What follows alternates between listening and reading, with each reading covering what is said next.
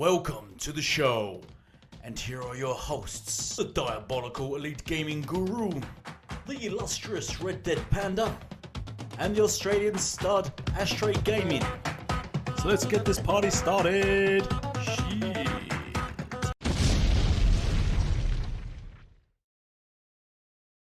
Wow, that was quick. Yeah, I know, right? Kamika gets here and we're live. There you go. Nice. Bish, bash, bosh. Welcome to another episode of the Gaming Engineer podcast, featuring episode 92, featuring myself. It's 92, isn't it? Yeah. 91. No, 91. 91.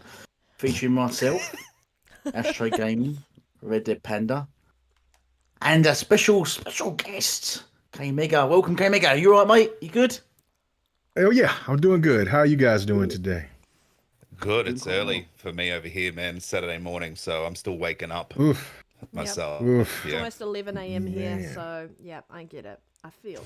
Oh, you guys, y'all are troopers. But this is good. Glad to be asked to come back on, and this time I get to work with Red Panda. I So was this will just- be the first time that me and her. Yeah. I was just so saying I haven't very done a excited. show with you yet, and so it'll be nice to do a show with you. Absolutely. Is this your absolutely. third So, show with us, K-Mega? It's the third show, man. Third show. So I haven't been dodging you, I swear.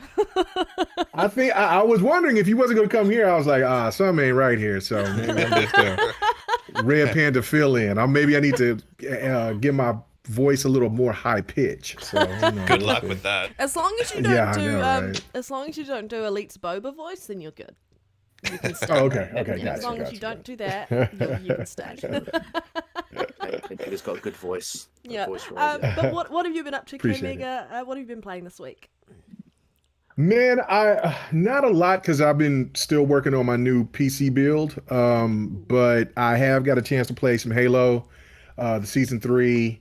Got a little bit of Wulong, and finally played Hogwarts Legacy, as I call it, the Abracadabra Gazoo game. So those are the 3 games I kind of jumped on, and also I downloaded the beta test to Blaze Blue Cross Tag Battle, a fighter that's going to be coming to Xbox on Game Pass here, I believe at the end of the month. So tried that out last night, or I should say this morning, and so was very pleased with how it played. So that's a little bit. I've just haven't got into my full gaming the way I usually game here in the last couple of weeks, but it's about to kick in this weekend. So yeah. What's the new PC build for? I was Is that for curious videos too. and stuff, or are you going to start gaming on it? It's both. I mean, I had a gaming PC before, but I had the 20 series on it, and I was kind of like, you know what? I'll try to be quick with the story. So I still didn't have a PlayStation 5. I was still looking to get one. And so I was like, you know what? Maybe I should just go ahead and since Sony is asking to pay another $50 plus $70 per game, how about I just build me a high-end PC and then just kind of skip out on not buying a PlayStation 5? And then that way so I started looking into the 40 series cards. I got me a 4080, and then just kind of rebuild this behemoth, and it's the 40 series does a lot for content creators as well. So I can do gaming, and then of course with Game Pass on the PC, I can play Xbox games with friends just on Xbox, all that. But then it was mostly about just me cutting back on buying a PlayStation 5 when PlayStation 5 is only really mostly for exclusives. Mm-hmm. Then I could just go ahead and buy those games on PC, and then just play them and have them be played the best on my rig. But So you won't that's- have the that's magical thing. cancer-curing SSD, and if you go PC. You know route. what? That is true. And there was one thing that I discovered though because I bought Forspoken and Returnal, and I know that they talked about how the cancer-saving SSD is supposed to change life, but I just wanted to test it, so I put those 2 games on a regular old school hard drive, and they worked. So Wow. I don't know. I don't know. So, I mean, of course, you didn't get as many frames per second. So I put them back on my M.2s, but they still worked fine. I just didn't get as many frames as I would have as having it on a M.2. So it's kind of misleading about the world saving SSD cracking. But again, you know what I'm saying? Hey, it's meant to Yeah. prevent inflation and help the economy right now. That's the next Absolutely. amazing I mean, thing. You're being messy, Red. Yeah, I am. I'm sorry, guys. Yeah, I'm I being know real she's messy. being very messy. That is great though. I love that though. I love that though. Yeah. Apologies. But that was the guys. reason why I built the rig. It's basically mostly for gaming. It's for content creation because it makes a lot of things a lot more faster and smoother, and also for some gaming. Cool. Oh, I love PC, so yeah. There's just a lot of blasphemy there against PlayStation. I can't tell what to do. To look. Okay, it was more. I mean, I don't know how that's blasphemy it's when I'm not- over here when I'm still supporting Sony by buying their games. So Yeah, I it was don't know. more man. around just some of the toxic people who were like who were like lauding this SSD. And reality of the situation is it's not as amazing as other SSDs are. Like it's not doing That might anything be else anything else is doing already. That topic might come back up in one of our. That might come back up in one of our topics, might it? Oh yeah, we'll discuss it. Yeah. Yeah. Mm. So Red, what have you been playing? I've been playing some Hogwarts Legacy this week. I'm trying to 100% the game and like find every little thing, and I'm trying to do it without guides because I like doing it like that. Again, if I get too frustrated, the guides will come out. But I have actually been doing a lot of extra work this week, so I haven't had a lot of downtime for gaming. And then I was just playing some Diablo this morning because all the Diablo 4 news is just making me want to play it right now. And I wish it was time. I wish it was. We could jump ahead in time, and it was already time for me to play Diablo 4. Yeah. That's me. I have been pretty boring, actually. Yeah. I haven't really played many games. Hogwarts Legacy. That's it. I want to get into more Atomic Heart, but I need to finish Hogwarts Legacy. I need to get that out of my system. Yeah. That's me. That's the thing, Red. We're so spoiled for games that we can just put them down, come back to them later on, right? Yeah. It is so many games right now. It is crazy. And I tend to play everything years after everybody else, so I actually been playing Me Jedi too Fallen as well. Order. I actually First finished time? No, I jumped into it about 6 or 7 times, put it down so many times. Okay. But this time I sat down and played it. And I actually finished it. So Well done. I didn't get EA Access, isn't it? Is it on EA Access? Yeah, it is. Yeah, so exactly. it's on Game Game Pass, Pass yeah. Ultimate. Yep. Yeah. Yep. Yeah, brilliant. So that's why I thought I'd play it and beat it. So that's good. I've got to restart it too. And then actually sit down and play it because I had so many other things. I was like, I'll give it a go, and I was already thinking about another game in the back of my mind, and then I put it down and I never went back to it. So I do need to go back and actually play Jedi Fallen Order. Yeah. Yeah, well, I mean, the next one's coming out in April, so next month. And 6 months later, it's coming to Game Pass on EA Play. Yeah. Yeah. Most likely. So, yeah, I haven't touched Fortnite in like a month now, or close to it. Because I was playing that every single day, all day, every day. You got dealer into it as well. I did, but even and then he you wanted dumped to him. play it the other night, and I'm like, nah, I don't want to play it. See, I'm trying to get back into Halo now, but I don't want to play it by myself. So yeah. Well, you can play with K Mega. Yeah, there we go. Yeah, we'll be me go. and my boy the Don. We'll be playing this Saturday. So if you want to My come Sunday, in, so yeah, I could play. Yeah. My gamer tag is KMega405. So we usually play around the evening times on It'll that's be about midday probably my like time, I think, 70. probably. Yeah. Yeah. So come on through if you can. Yeah. Great. I'm pretty sure we're friends on Xbox anyway. I think we might have played in a few parties together when J-Rock was doing the community game night for Halo. Yeah. Yeah. So. And Elite. Begrudgingly ask you, what have you been playing? What the shorter answer is, what hasn't he been playing? Everything but Conan. Yeah. No, I've been playing Conan. But I downloaded Atomic Hearts and give that a go. It gives me a very much Fallout vibe to it. Fallout But Bioshock, I think. Yeah. Yeah, but for some reason I'll probably give it another go. But I couldn't get into it. I don't know why. I was sort of playing it, and I don't know. It just felt a bit dated to me. It felt much like Fallout 3 kind of thing. It just felt dated. It didn't look much, I don't know. Okay. So I thought, so I might try to go back into it. I felt it's just a bit slow. I don't know if it's just the beginning's really slow. It was just very slow at the beginning. No, it's just you, Elite. You're slow. It's fine. Oh, okay. Yeah. A lot of wandering around. Just I played Wo Long and deleted that because I don't like single player games anyway. And we've it was too Well, hard. that's- Just tell the truth, I- Elite. It was too hard. and Well, no. you Yeah, hated just admit that it. First Just boss. I don't think. Well, I was having this debate with the PlayStation fan base because if you've been playing games as long as me, all games because they call them Souls-esque games now, don't they? This style of game, but originally all games like from the 80s that were all this style of game, i.e., you run through a game. If you die, then you have to just run through it again, and you have to it's basically try and error, isn't it? You just keep going through no it. save until points and stuff. Yeah. Yeah, no save point. Well, that's games in the old days had no save points at all. Now they do have save points or save sort of areas stuff like that. So there's even harder in the old days.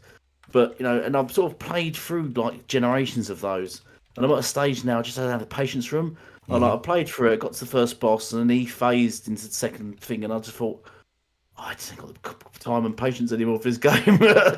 I really, because you can just keep going through, keep dying, learn it, but I just don't have the patience for it anymore. I thought, I can't bother. Yeah, no, totally If get that. it was maybe a bit more, I was hoping it'd be a bit more, sort of just hack and slashy, not so much Souls, but it's very much Souls in it. Because and also the other thing I found is that the regular enemies you fighting it are really easy. It's just I only find I'm getting stopped at the bosses, but the regular enemies I'm just got running through them. It's You find because that? the idea with the bosses is the dodge and parry system. That's Yeah, the idea. we Is don't to seem to have- actually get through it and do that. You have to sort Yeah. of master that, and then once you kind of figure that out, it just starts to open up the rest of the game for you, and it's a lot easier. Yeah. But until you kind of get that gameplay mechanic down and comfortable with it, you're gonna find it really hard. Yeah. You got to think of it like if you are a big fan of fighting games. Like I'm a huge fan of fighting games. I hate Souls games, right? Like I totally agree with you. But Yeah. Ninja Gaiden, I love it. Because it reminds me more of a fighter. Wulong reminds me more of a fighter. If you've ever played Neo is a lot more unforgiving than Wulong. And then of course Elden Ring. Somebody talked me into getting Elden Ring, so I got it, and then I hated it completely until I got past this one certain part. Then I fell in love with it. It's just like what Panda said. It's just all about repetition and just figuring out how to defeat your opponent. And so I don't know. I get it. It's not for everybody. But and I agree that some games could. That's why I don't know if anybody's on the panel has ever played Wanted Dead. That is definitely old school 90s, early 2001 hack and slash. It's got a little tough element to it, but it's not a Souls types game. You just get in there, you hack and slash, and kick ass and keep it moving. I'd probably prefer that kind of style of game then. The trial and everything is just getting. Because give an example. I don't even like platform games because I haven't got the patience to keep going for that jump and then you fall into your death and things like that. I ain't got the patience now, anymore. I'm with you on that 100%. I'm not into platforms that much anymore. Like I recently give up on Hi-Fi Rush because I was just getting sort of fed up with it. They're the puzzle bits. The puzzle bits where you got to do it in time. When you come to those bosses, and I think it's the boss with the green hair, and you got to hit the thing at a certain time. And I was thinking, after about the third time, didn't even try that often. It's just after a bit, I got. So I just don't have the patience for games anymore. I just want to sort of get in them and play them and sort of enjoy them. I don't have the repetitive kind of games. Just don't feel on me anymore. And it's something to do with it because I've actually started playing. Gone back to Hunt Showdown, which is an FPS game. Don't even play it. It's made by Cryotech, who made Rise. Fantastic game. The atmosphere in it's amazing. The sound effects are great. And it's if you imagine it's a cross between sort of Silent Hill, Resident Evil, and sort of like I don't know, Red Dead Redemption, and and basically in that you can get from level 1 to 50, and then once you get to level 50, you can what's it when you start going from level 1? What's it called? With the having COD and that. Can't remember thinking now. But anyway, if you die, you start going Oh, from the beginning. prestige. So Are you you can talking about prestige? get prestige, yeah. Then you can prestige, yes. You get the prestige. But if on the way to level 50, I mean, God, if you die, you start from scratch right from the beginning. So you could be at level 49, you die, and then you start again from level 1. You lose all your equipment and everything, and then you have to just build yourself right up again. So it's quite sort of, so you sort of have to be sort of good on the ball, which makes it a bit more when you go. People are not just gun ho sort of running it. People are a lot more sort of careful, and it just gives it a bit more of an edge and a bit It's like more sort of hard stealth. mode on Diablo games. Yeah. You lose your character, lose all that progression, and you have to start completely again from scratch. Yes, and so I don't mind that kind of difficulty because then it's more skill based and more sort of brings a sort of a bit. I urge people to play Hunt Showdown. I don't know if it's on Game Pass, but it's made by Crytek, who made Rise. So, and I'm hoping they bring Rise back, Rise 2. That'd be I great. know. But, That's I was I would starting love it. to drift. Hashtag delete elite guys. Oh, you sons of. Well, should we get onto the we haven't even started our first topic yet. Yeah, I know. you're already putting the panel to sleep, elite. We've not got many topics, so. Right, so the first topic is Ubisoft is reportedly closing down several European offices. Oh no, they're going bust. They're ending. They're getting out of the gaming business. So Ubisoft is reportedly closing down several European offices, including Ubisoft Benelux. At least that's what an alleged email from publisher says. So, yeah. Has anyone heard about this? I mean, we did about it a couple of weeks ago, didn't we? We heard about Ubisoft's sort of minimizing IPs, staff, right? And and minimizing staff and things like that. K Mega, are you up on this? Have you heard about this latest closure? Yeah, we talked about it last week on GRG, not about this particular thing, but about about their closings, because they closed distribution factory where they were doing their physical copies, because they were saying that there's so many people that's buying digital now, it just doesn't make sense spending money on this factory to keep making physical, and so they closed that down. So it makes a lot of sense. Overall, I know that they're hemorrhaging money, and that's why I think they're going to be available for somebody to pick up. It's according who, and and now when people are looking, they've been asking for a Splinter Cell and other type of titles. I don't know if they feel comfortable of making titles without, being an Assassin's Creed, because they know that those are money makers. Would a Splinter Cell these days still sell like it would have so many years ago? So I think that they're kind of reluctant. They want to get back to their roots, but it kind of seems that they're just getting in flux and they're looking for some support. So, from them cutting back like they have, it is a little nerve-wracking, because Ubisoft is a really huge corporation, but I mean, in these times right now, it just seems like they're just a little nervous of trying to expand and make certain IPs that some people are out there really want from them. Yeah, look, it makes sense. Big companies tend to be bloated, right? They usually have a lot of sections, middle management that are just bloat and they don't need it. And they've probably been suffering from mismanagement for probably quite some time, but to close this this arm of their business down is nothing but a good thing. So clearly they've been looking at the books. They're going, all right, well, look, things aren't going that well for us at the moment. Hence they showed all those Assassin's Creed games. I know I'll be buying them for sure. So there'll be a lot of people out there like that.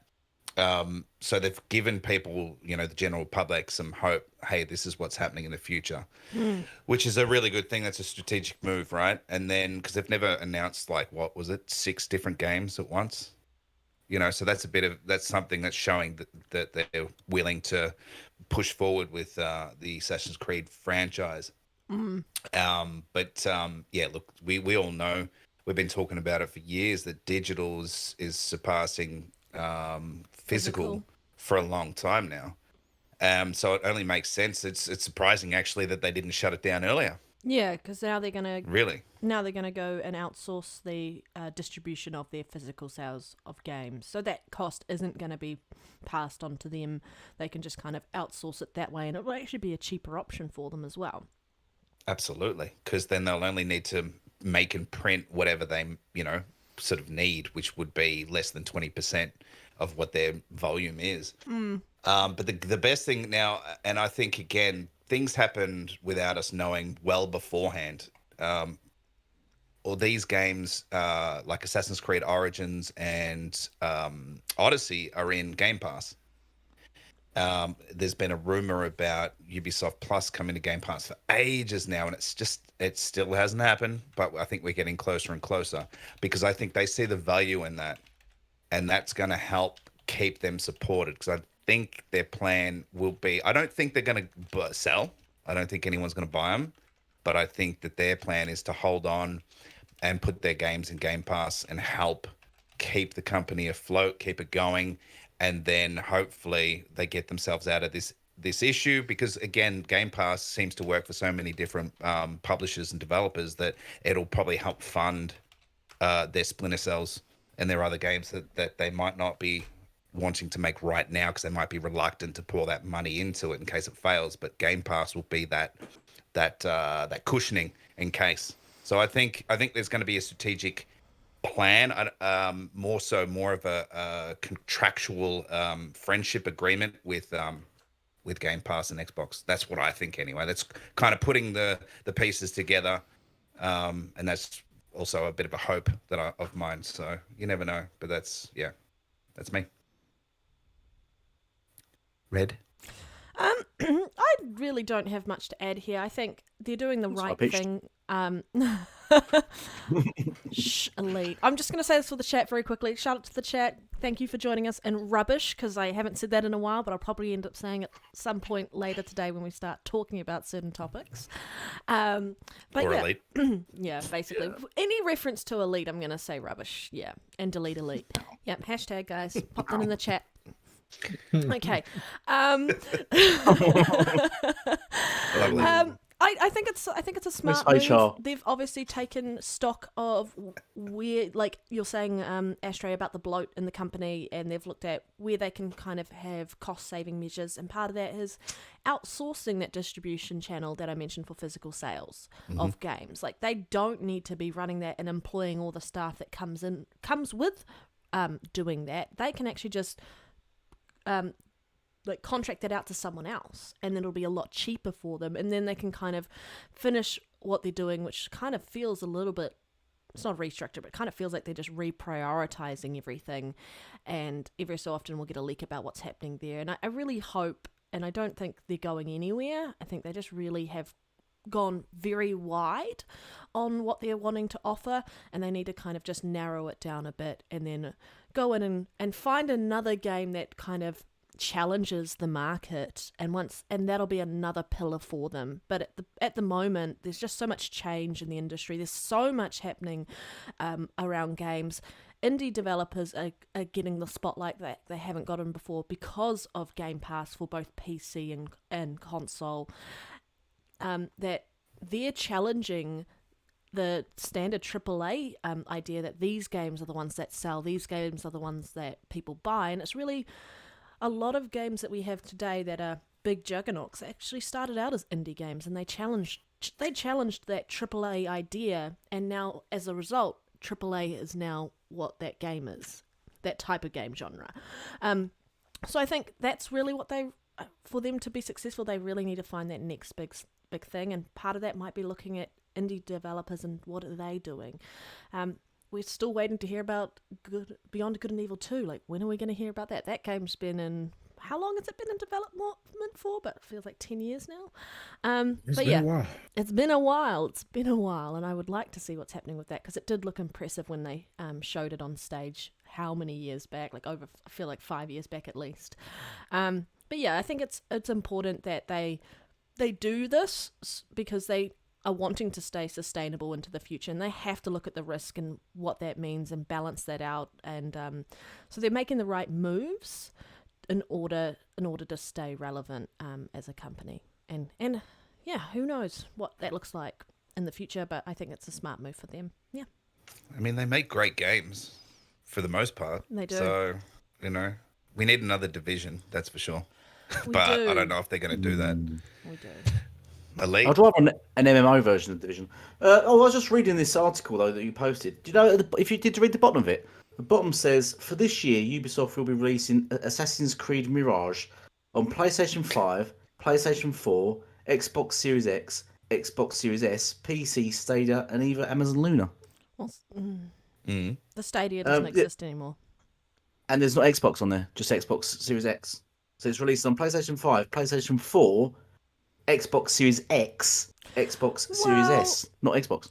I mean, they've got something Xbox wrong One. there. So they've got Stadia in there, which is wrong. So you probably Yeah, find yeah. out it's PlayStation 4 is wrong. But I mean, a lot of this articles, it's reportedly happening, and you Wrong. can understand that where there's smoke, there's fire to some degree because of what's been coming out of the leaks from and what we've been the announcements from Ubisoft around them cancelling IPs and so on and so forth. So I think there is some merit to this, and I think it would be a smart move if this was true, that Ubisoft were closing down certain offices, because they haven't said, like, they specifically said that no actual studios are being impacted by this. It's their offices. It's more around the actual business side of Ubisoft rather than the gaming specific side with the studios. Yeah.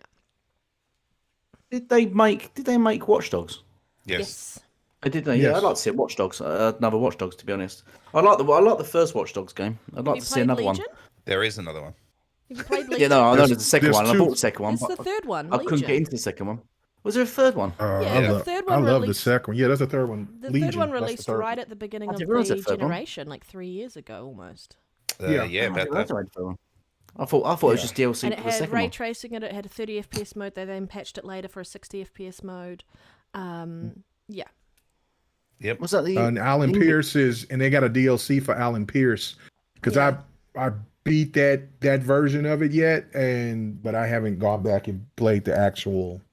I own the game. I haven't main played story. it though. I'm gonna Yeah, go. yeah. There's too many games. Like, my backlog is massive, Yes. and it's not just because of first party or anything like that. It's third party. Third party kills me. Indie devs kill me, because some of their games are actually so good, and I would have never experienced them ever if I hadn't had Game Pass. So yeah, kudos. Who knows? Right, should we move on to the next topic? It's a fiery topic. I don't have much to say about it, to be honest with you, Oh. because it's just bullshit.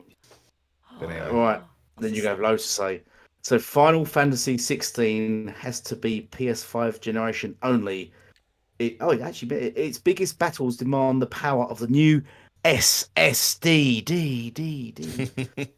Final Fantasy Sounds like 16 a joins a small, STD. Oh. yeah, Final Fantasy 16 joins a small group of Just the way games you that said are it sounded like new generation only. And will be time. This is time exclusive for the PS5. So wait a minute. If it can only be played on the PlayStation 5 because it requires the SSD, how is it a timed exclusive then? That means it's going into other platforms. Exactly. So there you go. Next topic. Yeah, they did bump themselves already. Right at the first line. It's the marketing What? speak. It's Shit. It's just Yes. crap. So it doesn't need the PlayStation 5 then, or the SSD. Exactly. Shit. Is Final Fantasy Well, 16 coming to I like that PC? Oh. Is it releasing at PC the same time as console on PS5, or is it also No, having a it- delayed release? Delayed. It's a delayed release. The head developer of Final Fantasy 16 made that point and said, and did the marketing lingo, was like, man, we would like to put it on PC, but there is no plans of right now. And but all we are focused on is on PlayStation 5. So, the marketing lingo, they have to say that to get people to be excited about only the PlayStation 5 version, but it will eventually has to come to PC. Because within wasn't a there year or so. that conversation, was it last week or earlier this week? I think it was last week, where they're talking about there would be a PC version, like there's a 6-month exclusivity deal on the game, and then there looks like they're going to be releasing a PC version, and then the studio was like, well, it doesn't mean it's going to be available after 6 months, because then they actually have to start working on the PC version and actually optimizing it, and it's going to take a lot longer than 6 months. Then it kind of feels like then it's a lot longer than a 6 months exclusivity deal if you still have to wait for the PC version over 6 months. I think they've kind of cornered themselves if we look at this. They're saying this can only be done on a PS5 with that SSD and the memory requirements for it, so we're going to be current gen only. However, coming to PC, they're going to have to look at the lowest common denominator, and that is not going to be people with SSDs. Well, So they can set the lowest common denominator, and they could force it to be SSD as a minimum. That's true, and I wanted but they won't. devs to do that. No, they won't, because there's still a lot of PC gamers out there who haven't yet upgraded to SSDs, and that would be leaving a lot of money on the table if they didn't allow it. And then saying that is like, well, you said it can only be run on this SSD, and now you're allowing PC gamers who have a lower spec than a PS5. So which is it? And that's where they're kind of double speak, marketing speak, and misinformation. And I feel like that's where a lot of some of the toxicity comes from, because they really believe that the developers are telling them the truth, and then they turn around and go, actually, you know what we told you last week? Well, it's not entirely truthful. Hence Godfall. We've heard this so many times. Yeah. There was Godfall. There was also, what was the other game? There's another game that required SSD. Returnal also required SSD. Returnal. There's been more several games. The Ratchet and Clank game. Forspoken. Forspoken. Oh yeah, Forspoken, of course. Yeah, Forspoken. Yeah. That runs on bloody Wii U, didn't it? No, it can't. It can barely run on a 4090. Probably runs on a pocket calculator, to be honest. Right. Yeah. Yeah, I had a 2070. I had a 2070 before I upgraded to the 40 series, and it did have my graphics card singing. Like, I mean, it was really struggling, and I can only play 30 frames per second when I on a 2070. So now it plays absolutely fine. But like I said, I tested it just to make sure. I mean, but it was a drag because I downloaded it on my old old hard drive, and it took forever to download, but it worked.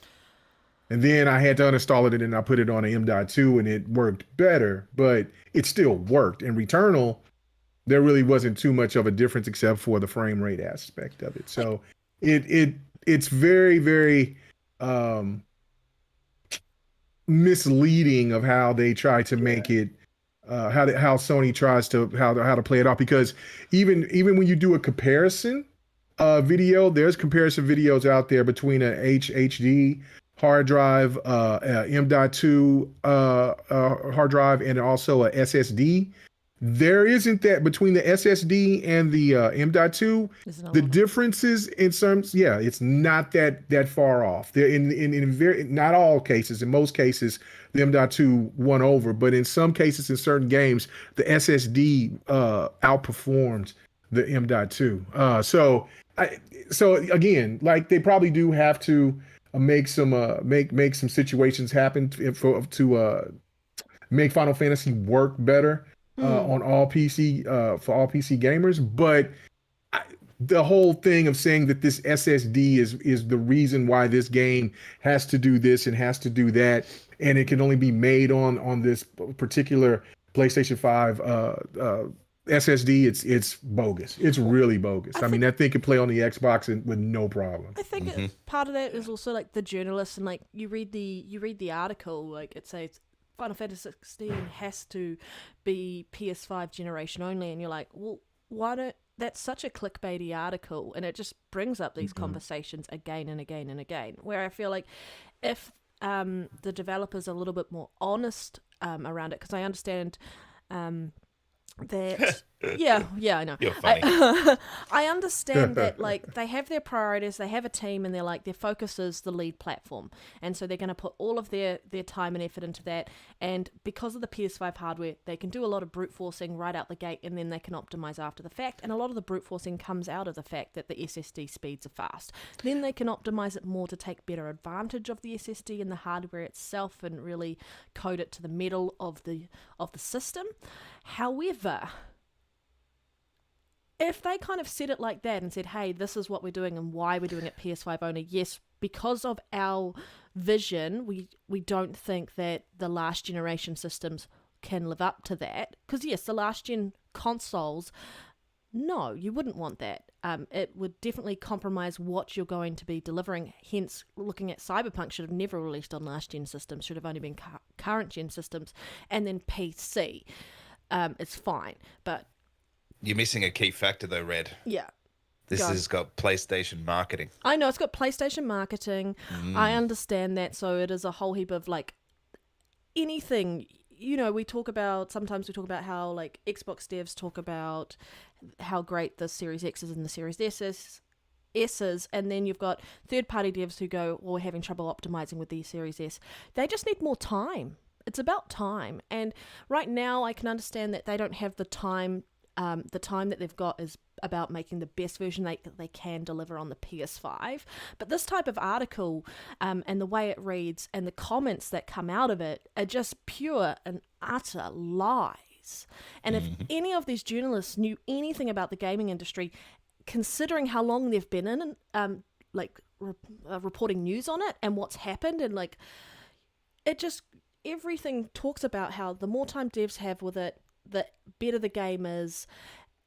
And there's this evidence that this is continuously being destroyed as a narrative, yet they keep peddling the same narrative and the same arguments because that's how they're getting clicks. And I think one of the biggest issues with the gaming community right now is just unbiased and disingenuous reporting to get articles like this. And it is a nice talking point to kind of bring it up.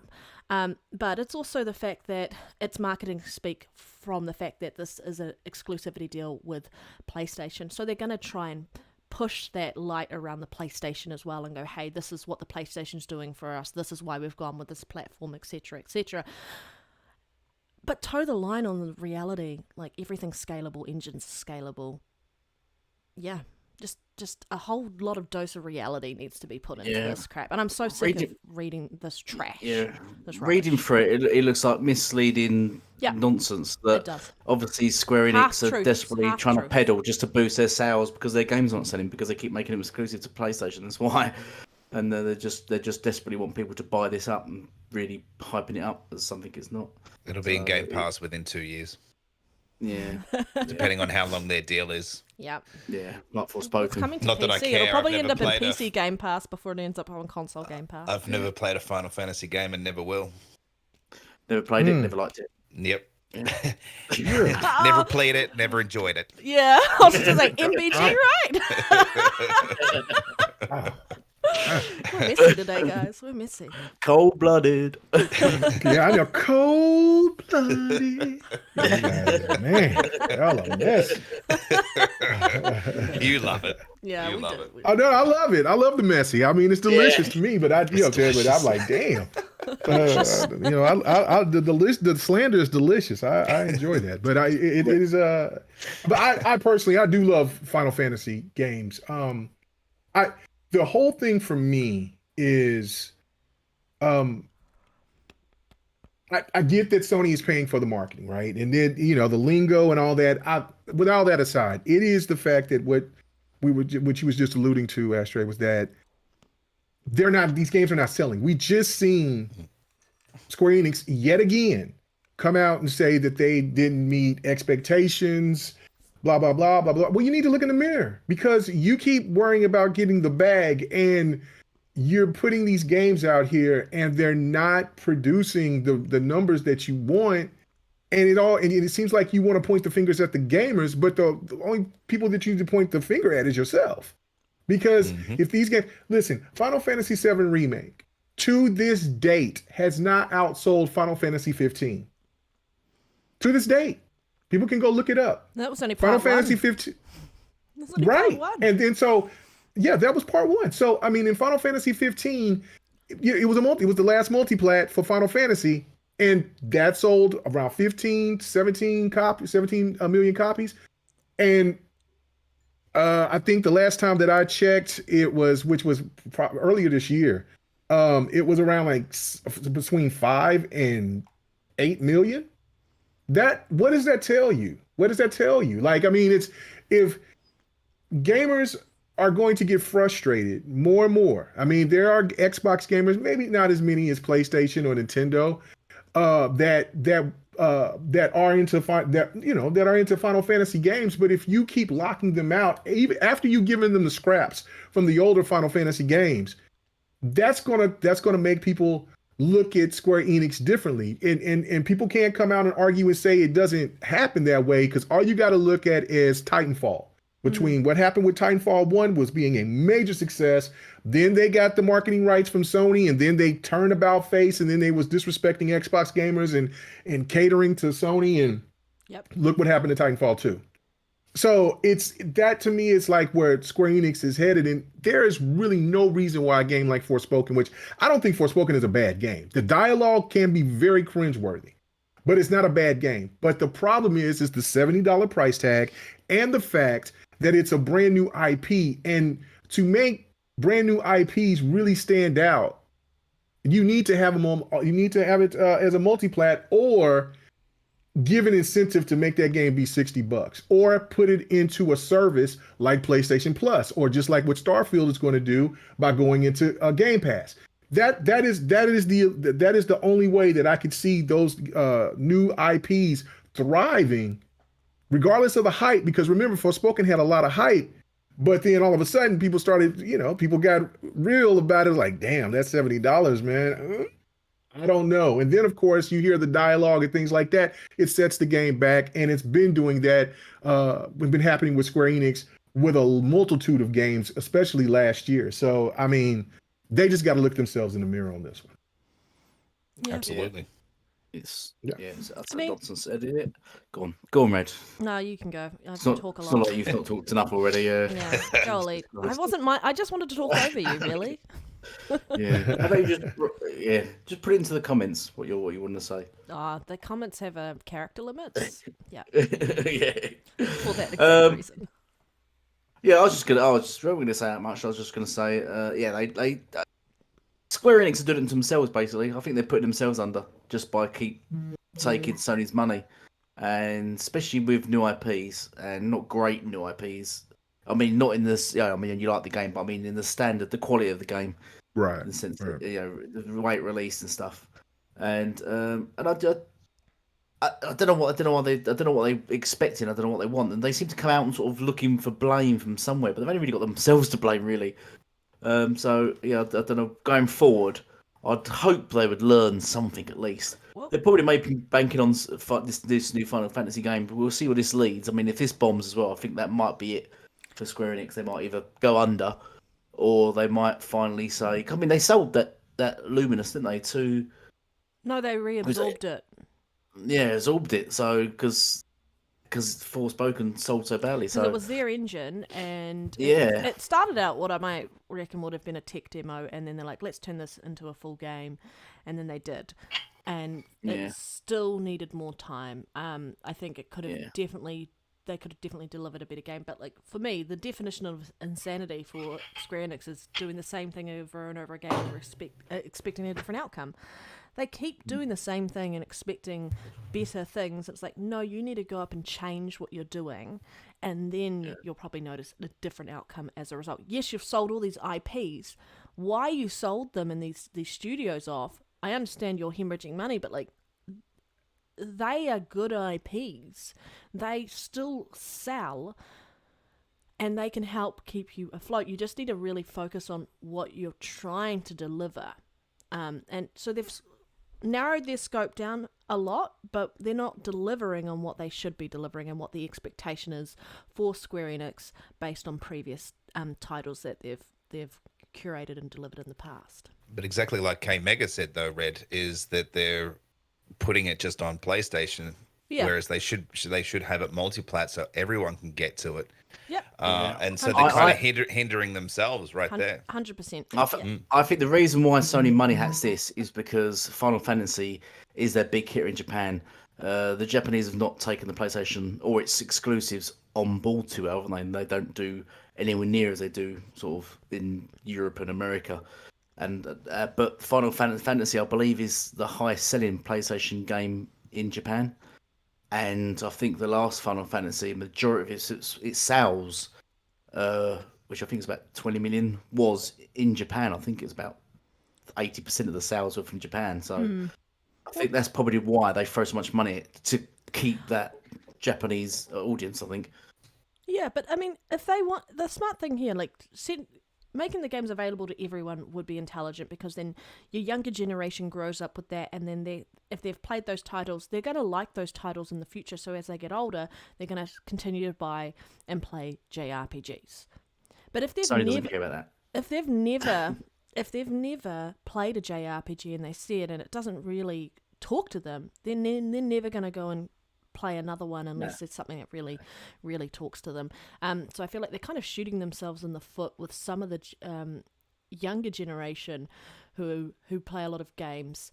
They aren't getting exposed to those titles, and so they're not going to look at buying them in the future because it doesn't interest them. So you really need to go wide, get as many people interested in these titles so that your next time you deliver like a sequel or another similar game, you've already got a bigger fan base as a result.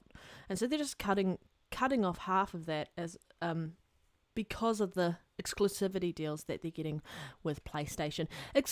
We're seeing exclusivity deals aren't as important as they have been in the past as a result. Yes, it's a reason to get a console, but like Microsoft has shown that you can have exclusive content, but you can also extend it out past your own platform to make sure that it is successful.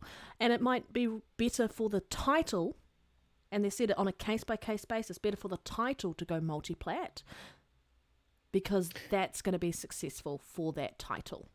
It almost seems like they're getting Sony's money up front to, I don't know, help keep them afloat, if you know what I mean, instead of looking at the big picture, the long game. Although they may be looking at it in terms of, okay, well, we'll get Sony's money up front. We can ride that wave for a couple of years or whatever it might be, and then we'll get more sales when it goes to Game Pass, and then using Game Pass as its backup. They got the Game Pass, money from... You know what I mean? Oh my God, what was it? Guardians of the Galaxy, Game Pass money, right? Yeah. What was the other title? Yeah, go on. So before we move on to the next topic, I just want to, I think Try Hard shot himself in the foot here. He said Sony's assisting the development. I think this is regarding about the quality of the game with regards to things like Forspoken. That he said, the Try Hard fan said Sony's assisting the development of Final Fantasy 16 specifically.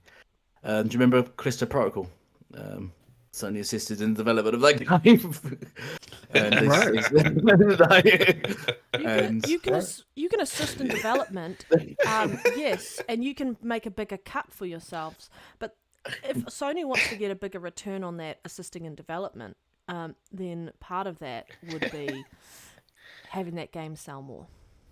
Assisting in development essentially just means that they've got the tools to help make that run better or as best as possible on the PlayStation. Yeah. And didn't all of PlayStation's games last year undersold compared to their predecessors? They did. Yeah. Yep. Sequels God of War. Even God of War. Mm-hmm. Yeah, God of War, Last of Us 2, Spider-Man, Horizon Forbidden West. MM. Well, PlayStation needs to diversify from third-person over-the-shoulder games. Hey, I like those kind of games. I like those. They need to get away from the $70 price tag. That's what. That's they need to get away from that $70 price tag. That's what's hurting them. Exactly. Because I would like to see, and I don't think we'll ever see that data, but I would love to see how many PlayStation gamers bought the PlayStation 4 version over the PlayStation 5 version. Even though I know that the PlayStation 5 was kind of was hard to get in last year, but I would like to see what that ratio was, because if it's twice as many, then PlayStation and then, like, of course, if you want to try to go into deeper data and somebody that still had their PlayStation 4 and PlayStation 5, where did they buy it at? Did they just go ahead and say, nah, man, I mean, I want to get these graphics, but I mean, man, but it's $60 here. You know what I mean? So I don't. K-Mega, I think that's why they stopped allowing that upgrade, and they started charging for it, right? The last game, I think, was Horizon Forbidden West. Horizon, yep. And then they said no more, because clearly people were buying the PS4 version over the PS5 version, so saving that $10, and they were getting that free upgrade. So that's why they stopped it. So I reckon right there, without even seeing the numbers, that tells you that they were buying the $60 version for sure. Yeah. And I agree with you 100%. Exactly. It's probably more than anything. It's that $70 price tag that's hurting the game sales more than anything. Yeah. God said God of War Ragnarok sold 11 million in 3 months.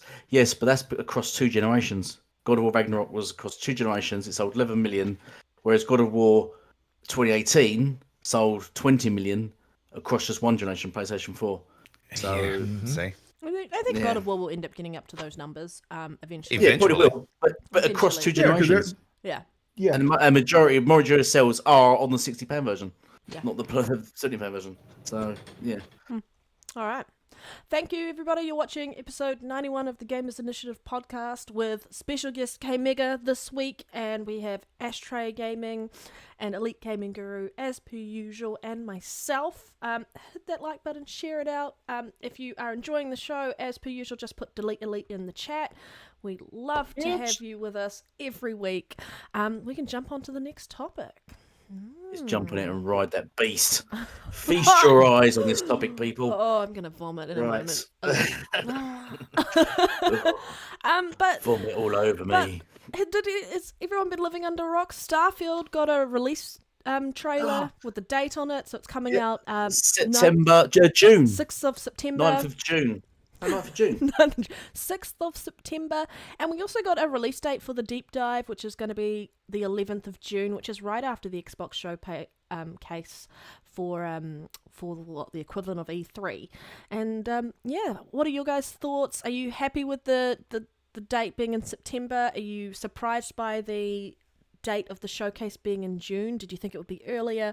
And what about the controversy of our community fighting over the game's delayed, should it be delayed, etc., etc.? Lots to talk about on this topic. Who wants to start us off? Firstly, I'm surprised because the 9th of the 6th of the 23rd is the 9th of June 2023. No, that is just how they do dates in America. For everyone else on the podcast, it is. But you don't understand. Reading like everyone in America and UK and Europe and that lot. When that first come out, we was like, "Yes, it's coming out in June," and then it was like June, and then I was like, "Oh, wait a second, it's September." Yeah, so a lot of people read it as June, and people were like, "Oh, September, yeah," and I was like, "Oh, yeah, American date." So it was So it's lucky we didn't make videos of it quickly. Actually, K-Mega, do you want to run with this first? Yeah, sure. I'm cool with the date. It's finally we got an official date after the first official date. So it's the whole controversy thing. It's funny to me because if you look at what Phil said, right? Like, I get it that people are like, well, you said between the 12 and me. There's a particular word that they have said, and it's even in text. Targeting. That's the word right there. Targeting. Mm-hmm. Targeting within the 12 months. So if it goes over for these, because it's from when they said the 12-month situation, and it's 2 months afterwards. I'm not tripping about it. I can understand for some people they're being upset about it, I guess. I can't understand by anybody being upset because they got an official date. I could totally understand if people were upset if it was delayed again until next year, because then that's a problem. Because from everything else that's been said about the game was ready to play and all this other stuff. But we got a date 2 months after this official quote unquote 12 months deal. And I think also a problem is that a lot of people listen to too many of the PlayStation stands. They just listen to them too much. And it seems like they like to counteract and hear what they have to say in order for them to be cool and patient and just, because it's not like we haven't had a lot of things to play. Now last year that could be a different story for some people or whatever, but this year there shouldn't be no excuse for anybody just saying, well, I'm just waiting for just Starfield when there's been tons of games out there to play. So, I don't know. I don't see how that could be a controversy when we actually got a date, It's available. I get excited for it. Plus, there's other games that's going to be in its wake before that. Diablo 4 comes out in June. I mean, we'll be talking about, I'm sure, about Redfall's coming out here next month. We got Wulong, then all the other Game Pass games that's available, and then no telling what else that's going to be dropping in July on to before September 6th. So, the one question that I have is what's going to happen to Forza? Is Forza going to come out later? Is Forza going to come out before? No, I mean, later. And I'm thinking it's going to be later as well. And so that means that from what my prediction was that maybe that they would bring maybe Hellblade 2 this year or something else. So instead of that could be Stalker. Stalker has been talked up quite a bit here lately in the last month.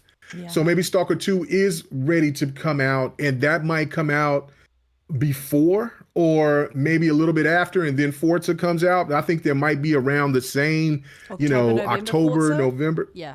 Yeah. So, but I just don't think it's over after Starfield and after Forza. I think that there's still one more game to drop this year for Xbox, and now it can't be Hellblade 2 or Avowed. I just don't see those two coming out this year now.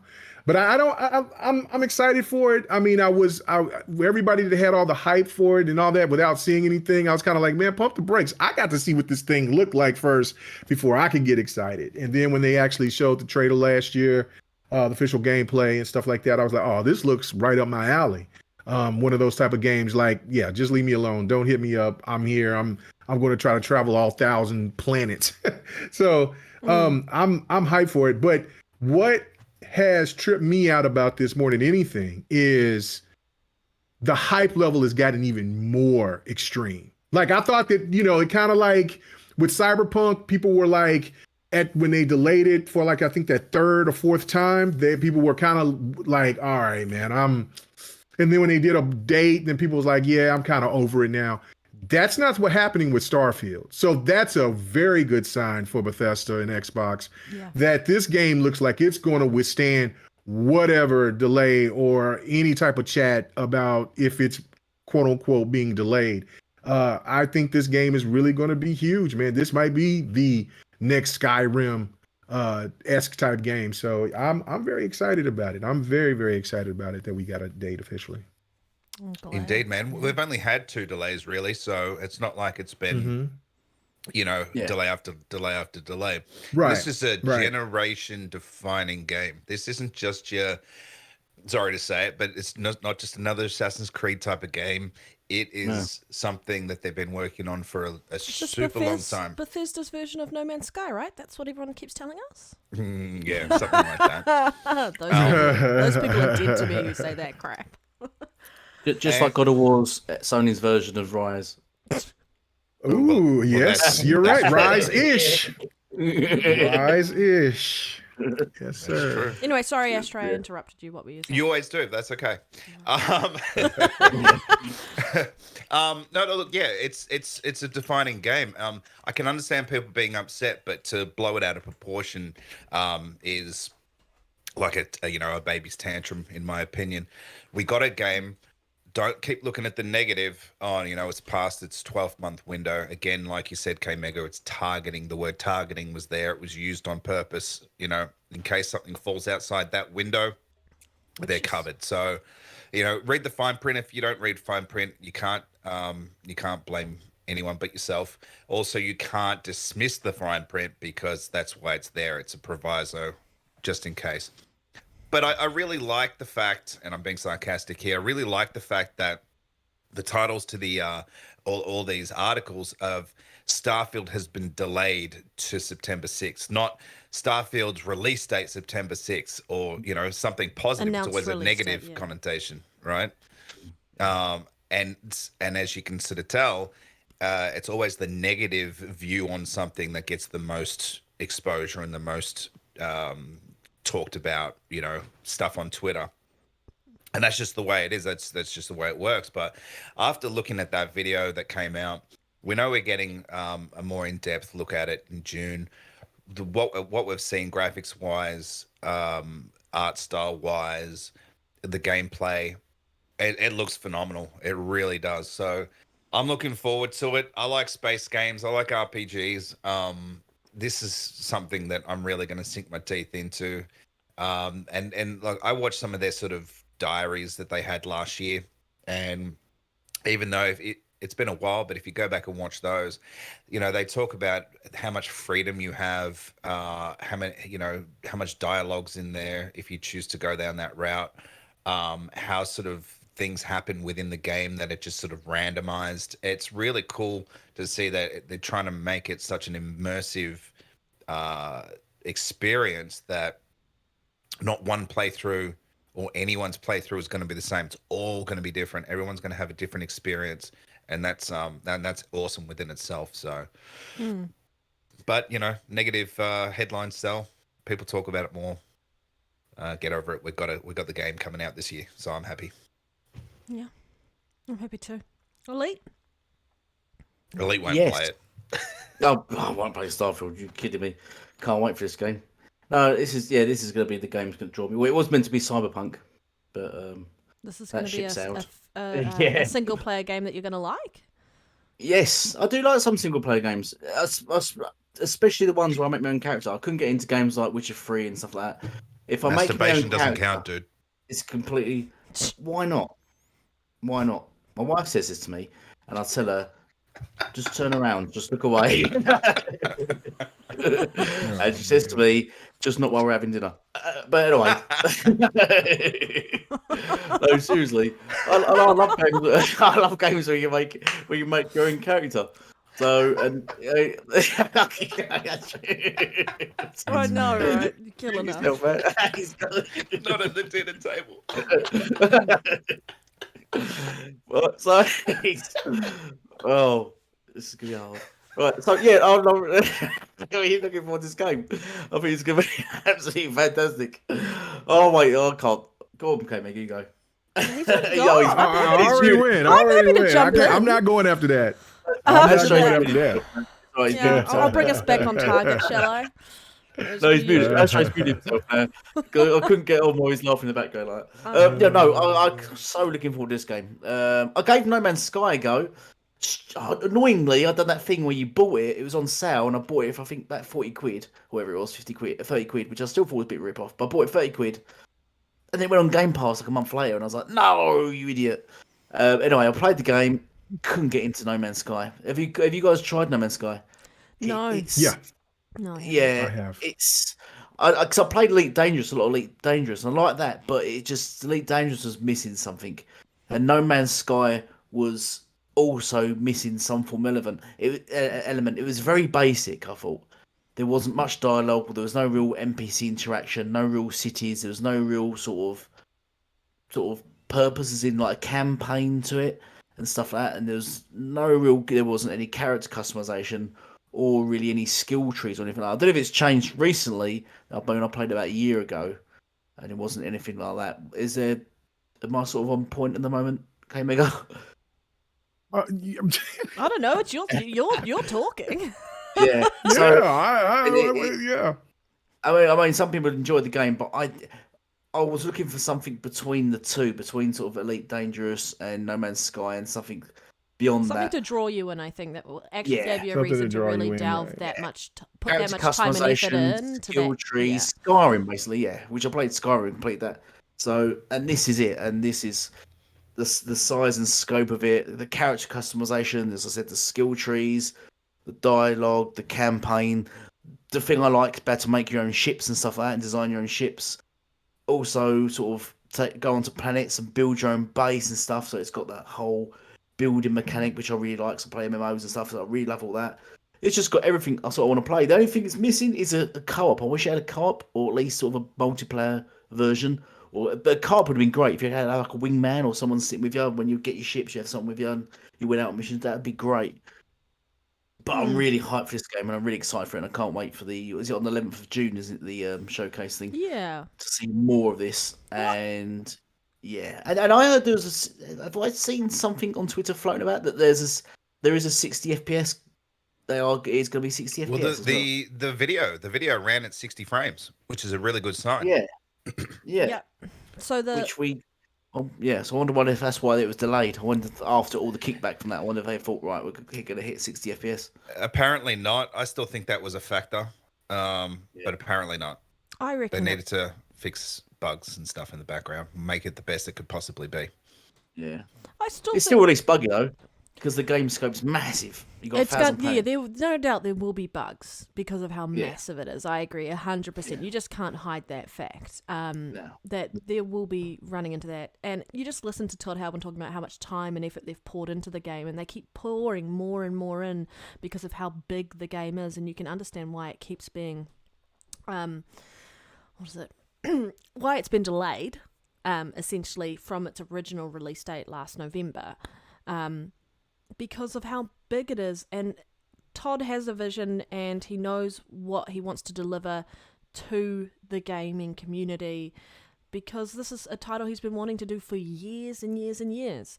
And for us to kind of turn around and complain that the game isn't releasing when we want it to release because Xbox promised it. They didn't. They said targeting. Obviously, read it again, fine print. They said targeting. And it doesn't matter if it doesn't come out in that 12-month window, because we are dealing with an industry where developers are pressured into releasing unfinished games to make money, and then as a result, people who are day one adopters are being penalized because of it, because they're choosing to put their money down to play this title because they're excited for it, and then extremely disappointed. The people who are benefiting from the title are people who buy it like a month, 2 months later after the game is patched a lot to fix all those issues. And it's like you're beta testing a title, and I think the biggest issue is you're breaking a promise to your consumer about the quality of what you're releasing. That's the bigger break of the promise than the 12 months, and it's been blown way out of proportion. And to those who think that Microsoft should be doing both, yes, in a real world, in a perfect world, we would have got it in that 12-month time frame, as that was what they wanted to intend. Even Todd Howard wanted that as his intention, and to release a perfect game. We're not living in a perfect world. There's wars going on, weather's turning to crap everywhere, fires, etc., etc. We're not living in a perfect world. Realize reality exists, engage some logic in your brain, and understand that you should expect a polished game, or polished enough game, so that your money is worth it, and what you spend on the title, rather than when the title frickin' releases. Yep, you can't have your cake and eat it too. And that's just not how life works. Yeah. No, go ahead. I was just going to say, I would love to know, and I think it will come out in interviews with Todd once the hype train, the media sets in and starts advertising the game full force, is I hope someone asks Todd straight up, what made you think you could release the game on the 11th of 11th, 22, and then what, all of a sudden you couldn't do it. So I want to know exactly what triggered. They must have been super confident. I know he likes his dates, but you wouldn't just pick a date and go, oh, I like that date, so we're just going to hit it. They must have been confident, and then something's happened for them to go, we can't make it. Game breaking bug, I reckon. I want to know from his mouth though what it was, what internal issues they had, and get the full story behind it, because I think not that we deserve anything like that, but I just think it would be an interesting question to ask, and a very, very interesting answer. And I think it'll... And only he can really answer it. Yeah, and I think it'll give other people an idea of what actually happens with, a bit of dose of reality about development, exactly. and the choices that they make and why they do what they do. And I said that in our chat, in our Twitter messages, that I reckon we're probably going to hear maybe a little bit around the developer direct, or even afterwards, around potentially why this game was pushed out for the release date. I think they will be a bit honest around what they were working on. I feel like there might have been a game-breaking bug, and now, as a result, the game's at a state where they're happy, and they're further optimizing it. Fingers crossed it's at 60 option. I really want to play It will be. at 60. It needs to be. Yes, you can have the 30 FPS option, but give us the 60. I can't play at 30 anymore. I just can't. Hey, I was just going to say, ask K Mega a question. Yes. You run your GRG podcast. You have for a long time. Yeah. Even though that's not developing a game, you're still putting something together. You're putting a show together. Elite can do the same. It's not as easy as you think, right? You've still got to rely on panel members. You've got to rely on guests turning up. You've got to make sure that your computer's working, updates are done. Like, it's more involved than just sitting down talking. Yeah. And it's harder to do or pull something off when you're relying on more than one person. If it's just yourself, it's twice as easy. But if you've got 4, 5, 6 people involved, it's harder to do because everyone's got to coordinate. So imagine these studios with hundreds, if not thousands, of people trying to make a game. Like, you've got to put all those pieces together. It's clearly not that simple. Then you add the pandemic on top of that. No. They were so used to working in one way, then they had to completely change their way of working. Exactly. Yeah, and that's the thing that when I hear people like, I don't want to hear the excuse about the pandemic affected everyone, even us. So how is it that if you think it's just like what you were saying, Ashtray, is about like when people are used to something, they kind of used to that recipe. And if things go out of sorts, some people can't even deal with it. So you got to make all these adjustments. And then I think that is one of the reasons why the games that we've had in the last couple of years that has been so broken is because of the fact that they were separate, but then they were pressured by the publishers to get these games out. Yep. And I think that now we might start seeing games get better and better and better going forward because we're back to the old way of how they can develop.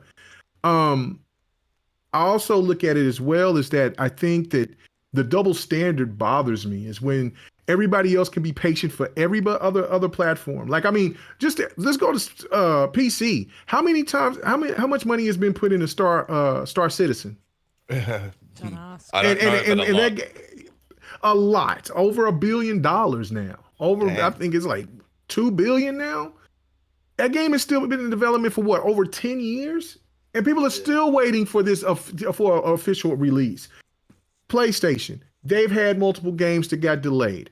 Nintendo, same thing. Why is it that Xbox has, and I get it, the impatience of, you've seen this back from 5 years ago from when Xbox started acquiring, but everybody can tell you, like, I mean, you could go back to a game called Detroit that came out in 2018. I love that game. That game was first, Detroit Become Human. That game was first shown as a promo for PlayStation 3 at the end of that generation.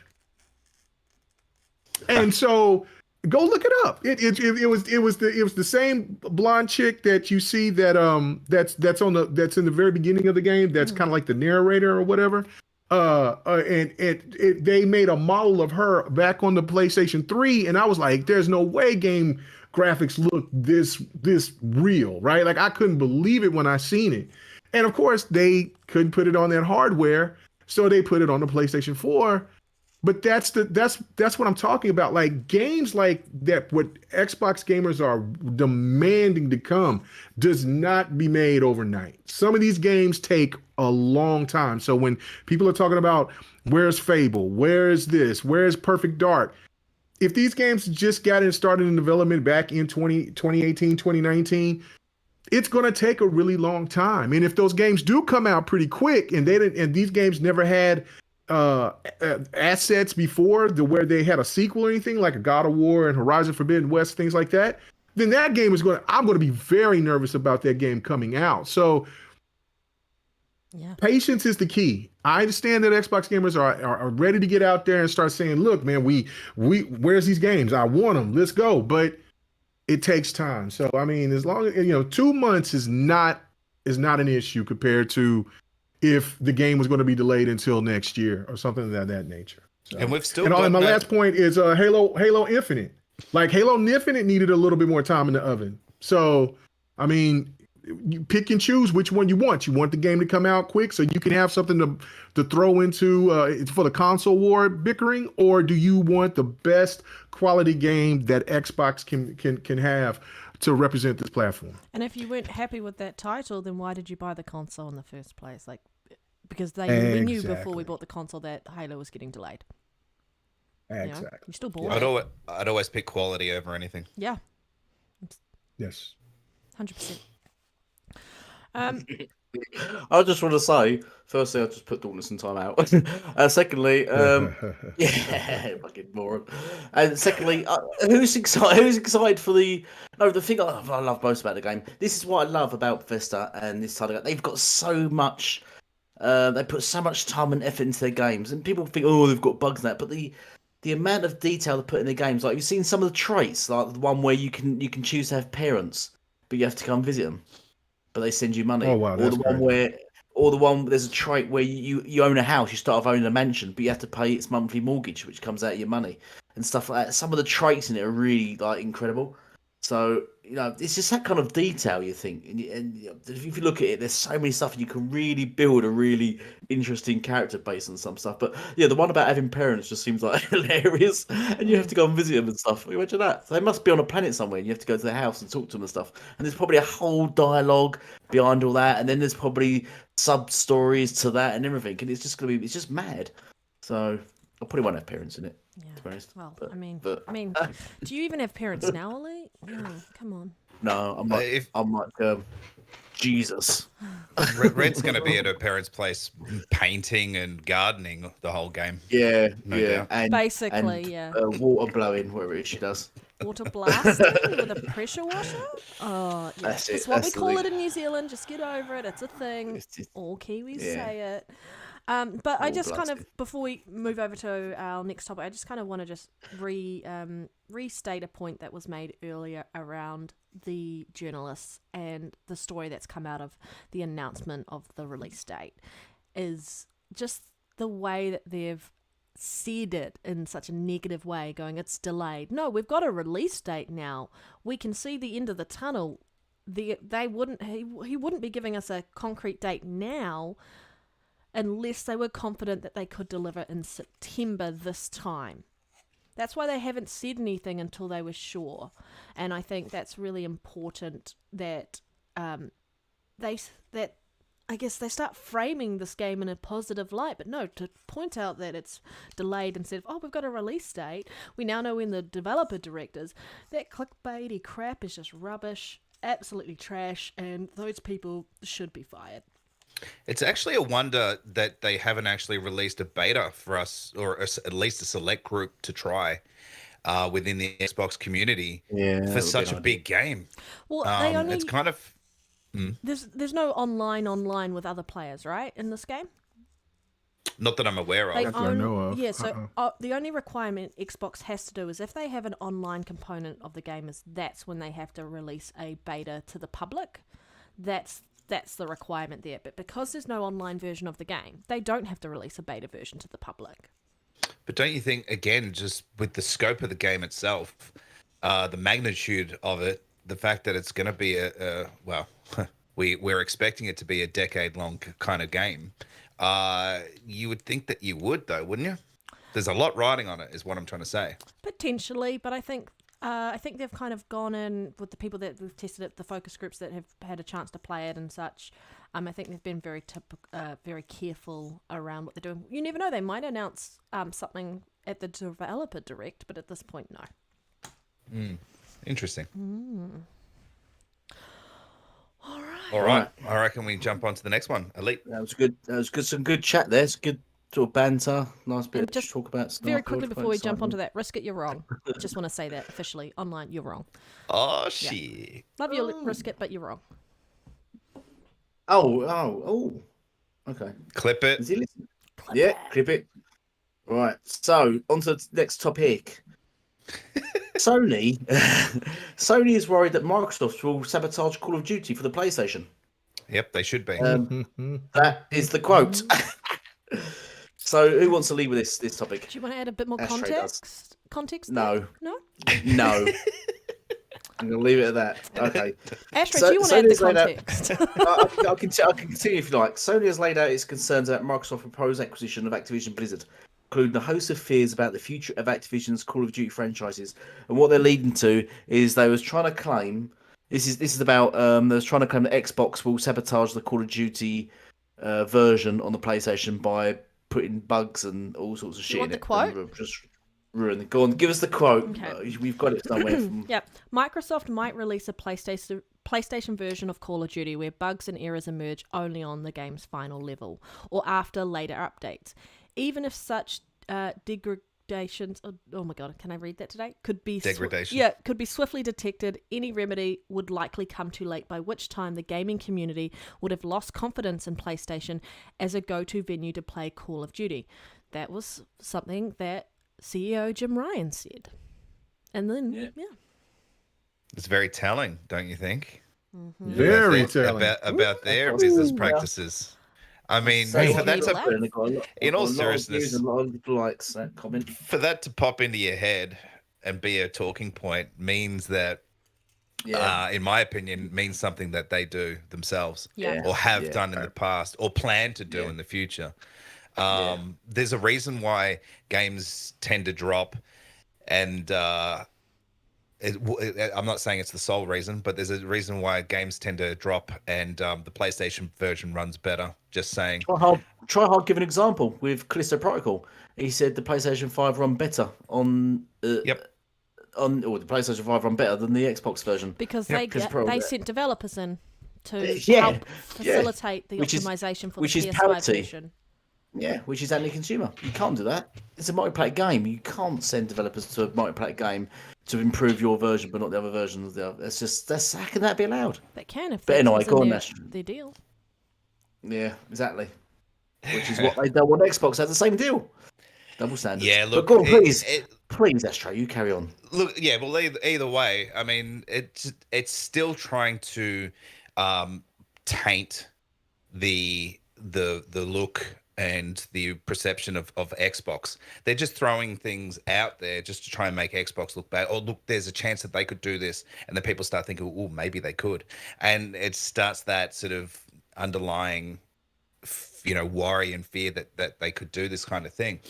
I think if that was found to be true, if that ever happened, that an investigation would unearth that kind of thing and there'd be massive penalties to pay for that kind. So I want Sony to be investigated and just to see if there's anything hidden in there on their end, because I reckon there is something, personally speaking. But anyway, enough of that hoo-ha. It's this is an all-out war at this point in time with Jim Ryan going at Xbox and Phil Spencer and co going at them. So they're just they're really getting into the nitty-gritty of it all. And they're pushing their agendas and they're doing anything to stop this merger. And he said it himself, really, didn't he, in a quote? Yeah, February 21st, he said, I don't want a new Call of Duty deal. I just want to block the merger. Your merger, yes. Your merger. Yeah, block your merger, yeah. Now, I think the result, regardless, is that Sony's probably going to win in terms of they'll get what they want out of this. So if they block it, they win. If they get Call of Duty or whatever else out of it for life, they win, right? Mm-hmm. So they're kind of not in it.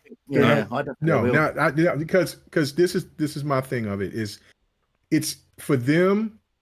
That's why they brought up the fact of wanting to get Call of Duty broken off of Activision and being sold separately, because they don't want to pay Microsoft to have that game be on PlayStation. That is the ultimate thing, because it also takes away from Sony having that exclusive content that they can throw, and that hurts them, because Microsoft then also has Game Pass. And then if there's just Call of Duty being over there, that's still an incentive over to Xbox gamers. Now, there's going to be PlayStation gamers that just will not buy an Xbox or play COD on there because they're used to the controller, things like that. But Sony just do not want to submit to Microsoft at all. That's the so yeah, I do believe that there'll be concessions, but Sony does not want to comply to any do not want to comply to Microsoft at all on talking with them about dealing, how much, how many years, if it stays on for like whatever. They have to pay Microsoft every time that Call of Duty is on there. And that pisses them off just thinking about it. So Well, yeah, no, that wouldn't be a makes me win. smile. Yeah. So. Yeah, okay. Yeah. I see it from that point of view as well. And yeah, they would absolutely dislike doing that. But I mean, they're a customer of theirs in other ways. They still pay them money in other ways, whether it's the Azure servers or whatever other things that they do. I mean, I'm sure they use Excel and Word and stuff. So, you know, but yeah, look, this is a bigger deal than that. And yeah, that's a lot of billions or millions left on the table if they don't do it. I mean, I think it's funny. You look at, and this is where their kind of argument gets destroyed. Their own argument saying that they think that they're gonna be a downgraded version potentially, or some worse off version for the PlayStation. Minecraft. Minecraft hasn't been downgraded in any way for the PlayStation versions. That it's on every platform. No. They kept that deal. They kept parity along that line. The only time that Microsoft actually held content off PlayStation was when they were making the game cross-platform progression, so anyone could play with anyone from any platform on Minecraft, and PlayStation's like, oh no, we don't want to do that. They didn't keep that off PlayStation. No, PlayStation denied. No, they did deny. They did deny it initially because Microsoft said that they were only going to release this new update for the system for cross-platform, and then eventually PlayStation changed their mind and their tune, and they allowed cross-platform with Minecraft, and then they got that version of the game. That's what happened, and I understand that. But like, Microsoft did not downgrade the version that PlayStation got, and there's that evidence and to prove that they bought a third party at the time, made it first party, and still kept it everywhere.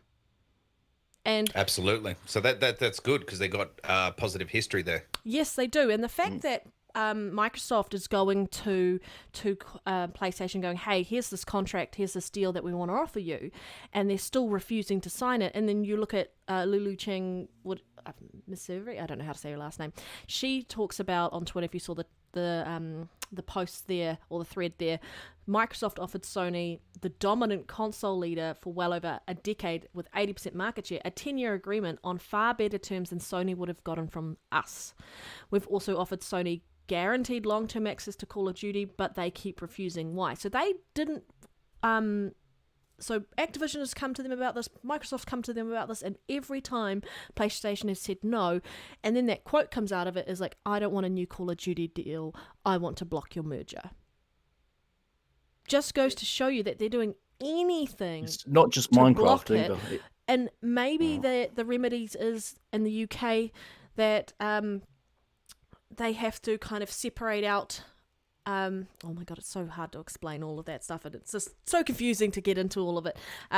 But yeah, it's the whole thing is ridiculous. They're the biggest people sticking their heels in the sand, dragging their feet on all of this because they don't want to they don't want to go through at all. They don't want to have to be giving that money to Microsoft, and I understand why. They're threatened by it, and this just goes to show you how threatened they are by this deal, by Microsoft, by those big pockets. They're trying to downplay it. All the evidence that's coming out of the requests for documentation is just going to show you how much PlayStation has really been anti-competitive in the market to make sure that they are the industry leaders. I mean, even if Call of Duty was sold off, it had to be taken away from the deal, where would it sit?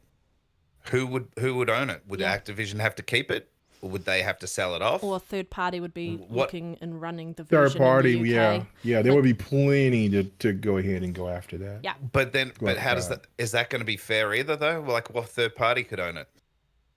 I think it's more like not so much a third party, but like someone who can be like objective and oversee any dealings with with COD and PlayStation.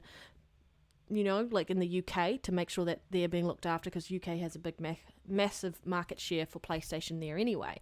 But If you've been, has anyone watched the Destin Bloomberg interview today? This morning? No. Yeah, I it didn't was get a quite chance to interesting. see I haven't it, finished yeah. it because it's like almost an hour long, but it was quite interesting talking about Bloomberg's going like the deal's going to go through no matter what, and how the EU has kind of put their confirmation of the date that they want to announce the outcome of their findings a day before the CMA, and they've also released a statement that kind of implies that they're going to be approving the deal, and so they get the all the reporting on them saying, hey, we got Microsoft to make these concessions and all of that. And Bloomberg was saying there's a likelihood that the CMA might want to put their answer ahead of the EU so that they can look like that they got Microsoft to make all these concessions. And then the FTC could do the same thing. And it's like, so it sounds like it is going to be going through. Don't know exactly what that's going to look like. I don't think we're going to have major problems in the EU. FTC is just all political stuff. But CMA is going to be the one where I think we're probably going to have the most issues in that area because of what PlayStation has been running to mummy and daddy to tell on Microsoft. Essentially, I feel like they've just been basically crybaby children in this instance. Well, it funds their first party games apparently. So the exclusives don't fund their games? Okay, well, what do you know? Yeah, I was just gonna say it wasn't just Minecraft, also Deathloop and Ghostwire Tokyo. There was no Xbox didn't have any parity there. They just released a standard version across all platforms. Yeah, but those games were in development and launched before the acquisition. But Xbox could have paid for the parity on. No, they're Microsoft both made delayed. it very clear that they were going to uphold the contracts. Yeah, They made it very and clear both that they were delayed going a year, to weren't live they? up to those contracts. And they've made it very clear when they've made promises like this in the past that they're going to live up to them. Yeah. What they've done. Well, they have to. Yeah, they have to. And I think that They have to. it's good for Yes. it's good PR for them to show that they're doing that, and it's good for the consumers to see that they're following through on that as well. They can't afford to get massive fines and Nope. stuff. Elite. So they have to stick to their word. Their wanna- law-abiding agreements and stuff. Yeah, and if they want to Then why don't acquire more Sony in have the to abide by these same laws and rules? They do. weird. They're just more shifty in their dealings. Well, and I think it's such. more around like this is the biggest acquisition, so it's going to be heavily scrutinized. I think there's going to be a lot more of the. Oh my god, why can't I think of what they're called? I can't think of it. Wet farts. The bodies, the CMA and FCC and EU. Why can't I think of what they're called? They're going to be Regulators? Yeah, regulators. I think the regulators. Mount up. They're going to be doing a lot more in the gaming industry as a whole, because basically PlayStation has generally kind of just gone unchecked in the way that they've been running everything and kind of doing all of the stuff that they've been doing, which is not been looking after competition. If anything, they've been skewing it in their favour. And these regulators are meant to be protecting competition, and they haven't been in a very long time. So I think we're going to see a big change in what happens moving forward around acquisitions and the businesses in that space. I think we're going to see a big change. The EA Commission, I think, recently come forward and said that if it goes through the date on their behalf, there won't be any. Was it commissions? And it was it called the thing where Concessions? Concessions. There won't be any concessions. I don't see a problem. Because So, which means Microsoft if there's has no already come and concessions- said these are the remedies to your concerns, and Yeah, they're willing yeah. to accept those remedies, and so they're saying That's we it. don't need to offer any or make you concede any further around the No. around these remedies that you're offering.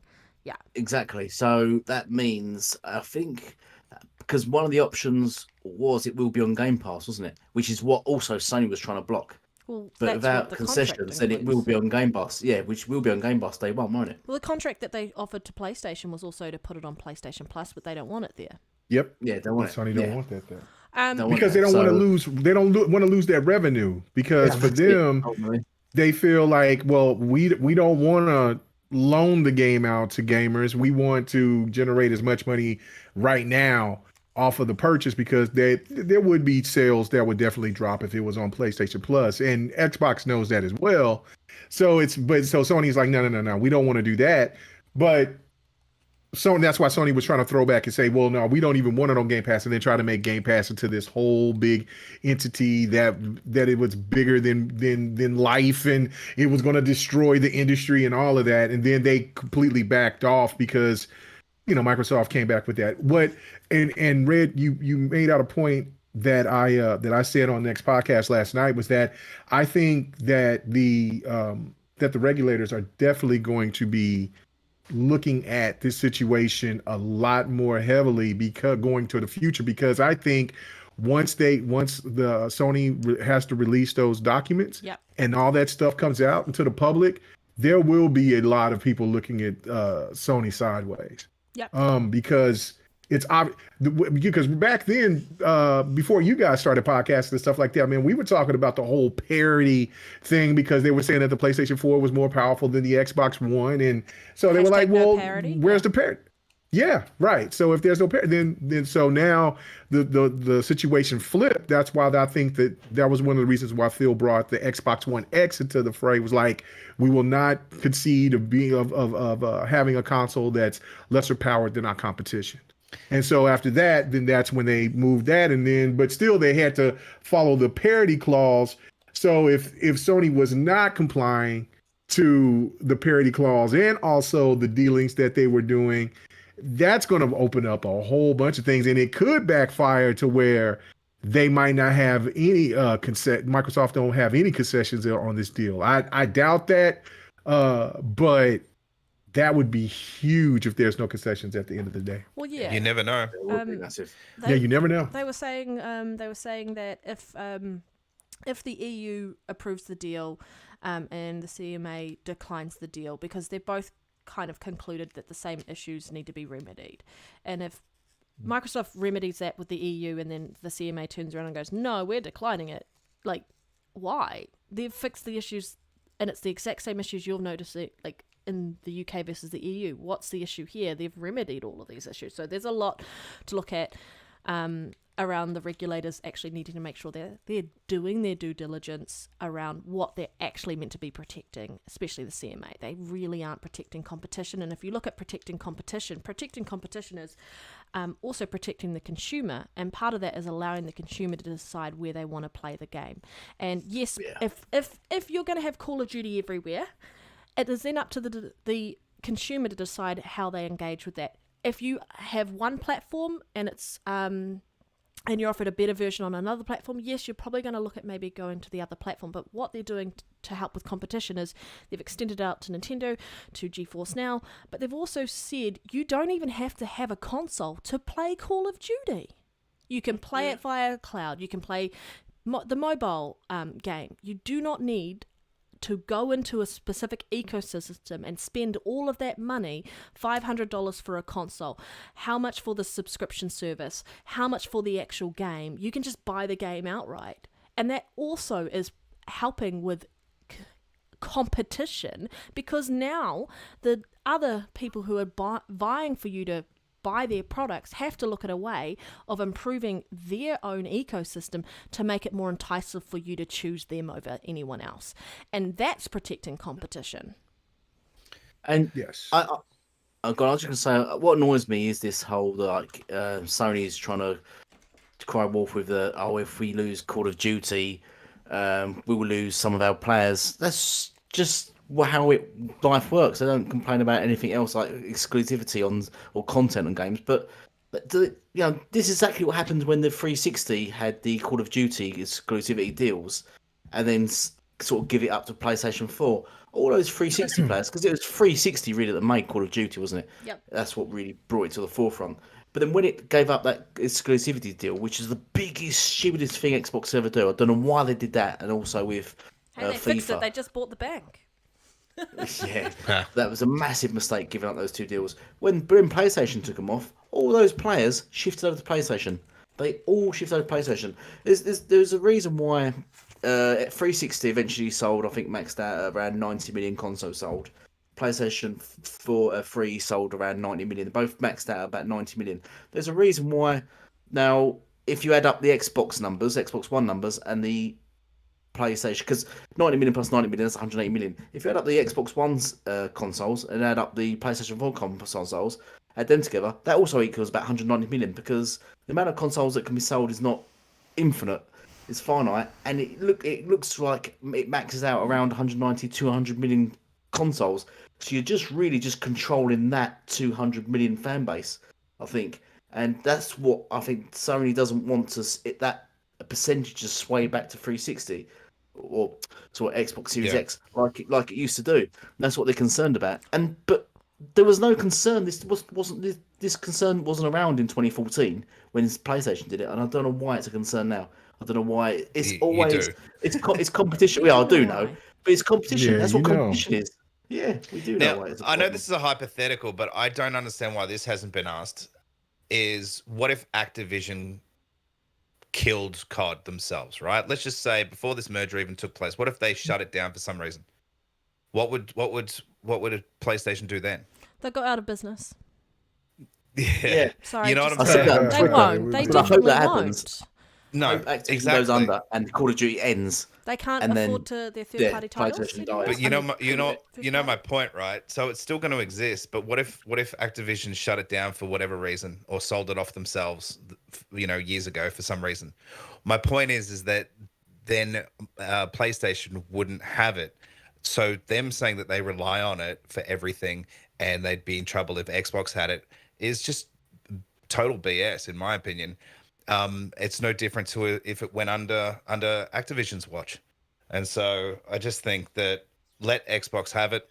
They're still going to allow you to access it in parity. So get over it.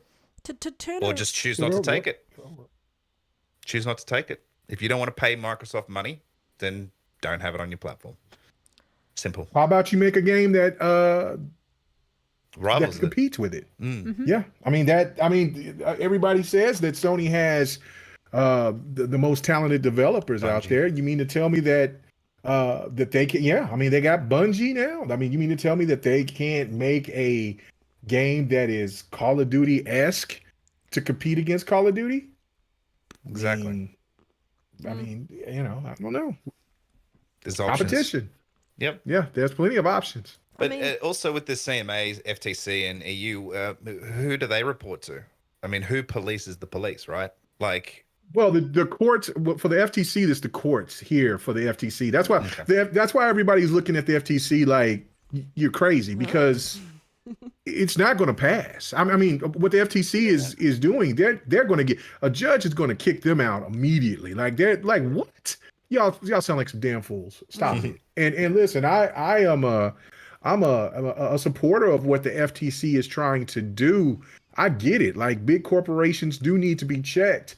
But the ignorance that the regulators from the CMA, the EU, and from the FTC, their ignorance is glaring. It's scary, actually, because listen, we understand that you guys aren't gamers like us and things like that. But to not pay attention to do your homework, even if you weren't into gaming, understanding the gaming industry, it's right there in your face. All you got to do is see the whole damn slate of graveyards of consoles that Sony is helped provided to push off a cliff. You know what I'm saying? Since they've been in the industry. Come on, man. Y'all got to stop this. So that brings up another. So I hope it is. Go check it out. That brings up another question. Then, are they qualified to be overseeing this? Then, think about it. A lot of people are questioning the FTC right now. And not only just with this, but the Facebook thing. There's other mergers, and then Linda Khan is being. She's now starting to get investigated. And because it's more of a thing of she's not being reasonable. She's not giving any corporation a chance to merge or do anything. It's just no. And that's not fair too, even though, I understand that a lot of big businesses they'll say a lot of things and then next thing you know, they change up, kind of like the Ticketmaster situation out here in the US. But it still needs to be investigated properly. And it just doesn't seem right now where under her leadership, it's being investigated properly. So, but the courts can override her. That's why nobody's even caring about how the situation at the FTC is, because the courts will side with with Microsoft. That's no question about it. But with the CMA, since I'm not from there, out there in the UK and things like that, like I don't know who. Well, there is an entity I believe that's over the CMA, but I have no idea what the entity is over the EU. So I don't know. Might be government as well, maybe. Yeah, I just think it's interesting to look at this and go, cool. Thank you for coming with your concerns, PlayStation. Sony, thank you so much for coming with your concerns about this merger. Yes, you've made all these great statements. Can you supply the evidence that supports this? Because, like, I get it, the fact that they're worried about the merger and they're taking that statement and that concern seriously, these regulators are. However, you also have to scrutinize the people come into the deal because they got skin in the race too. There's a reason why they're making those complaints, and I just feel like that hasn't been a big enough consideration. And I understand Microsoft has been trying to change it back and go, yep, we can remedy this, and this. But you also need to take a look at how damaging PlayStation has been here to us and everywhere else. And I can't wait to see those deals come out to show us what PlayStation has been doing around parity, like to make sure that the Xbox versions aren't better. We saw that RE Village contract that was leaked from the Epic's, was it the Epic and Apple? Yeah, I think so. Yeah, from there. It came out from there, and that was concerning when we read that, and that was a massive talking point. And that was blocking it off Game Pass, wasn't it? That was blocking it off Game Pass, and it was also indicating that they can't have a better version running on the Xbox consoles. That should be illegal. 100% illegal. If you don't have the power narrative this generation. There is overhead on their Series X, and so we should be seeing, even in the CPU side, we should be seeing that difference, but we're not on some of these third-party titles because I do, especially the ones with marketing, because I do think PlayStation has been underhanded in the way they've been doing their dealings, to make sure that the version that they deliver is the best option no matter what. And then again, that encourages consumers to pick up that title on their platform.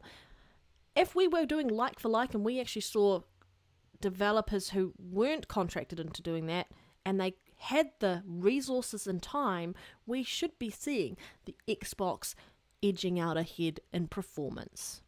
Just how maths works. You can't suddenly act like it doesn't work.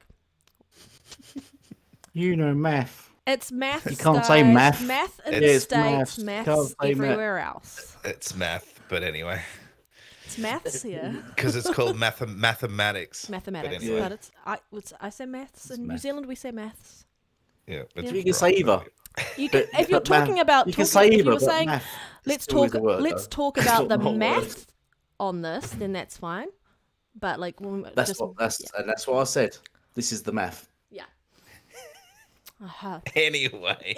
But anyway, this whole argument about Xbox could potentially deliver a downgraded version to them. Go eat your own lunch. Like, you've been doing this. Just sort yourself out. Oh, man. I like that. That should be on a t-shirt. Eat your own lunch. But technically, so hang on. So if Xbox had their version running perfectly on their console, and then they had a PlayStation version, by default, PlayStation would have the least version. You can't have the Xbox version be downscaled just to sit side by side with the PlayStation version. That's not fair on us gamers.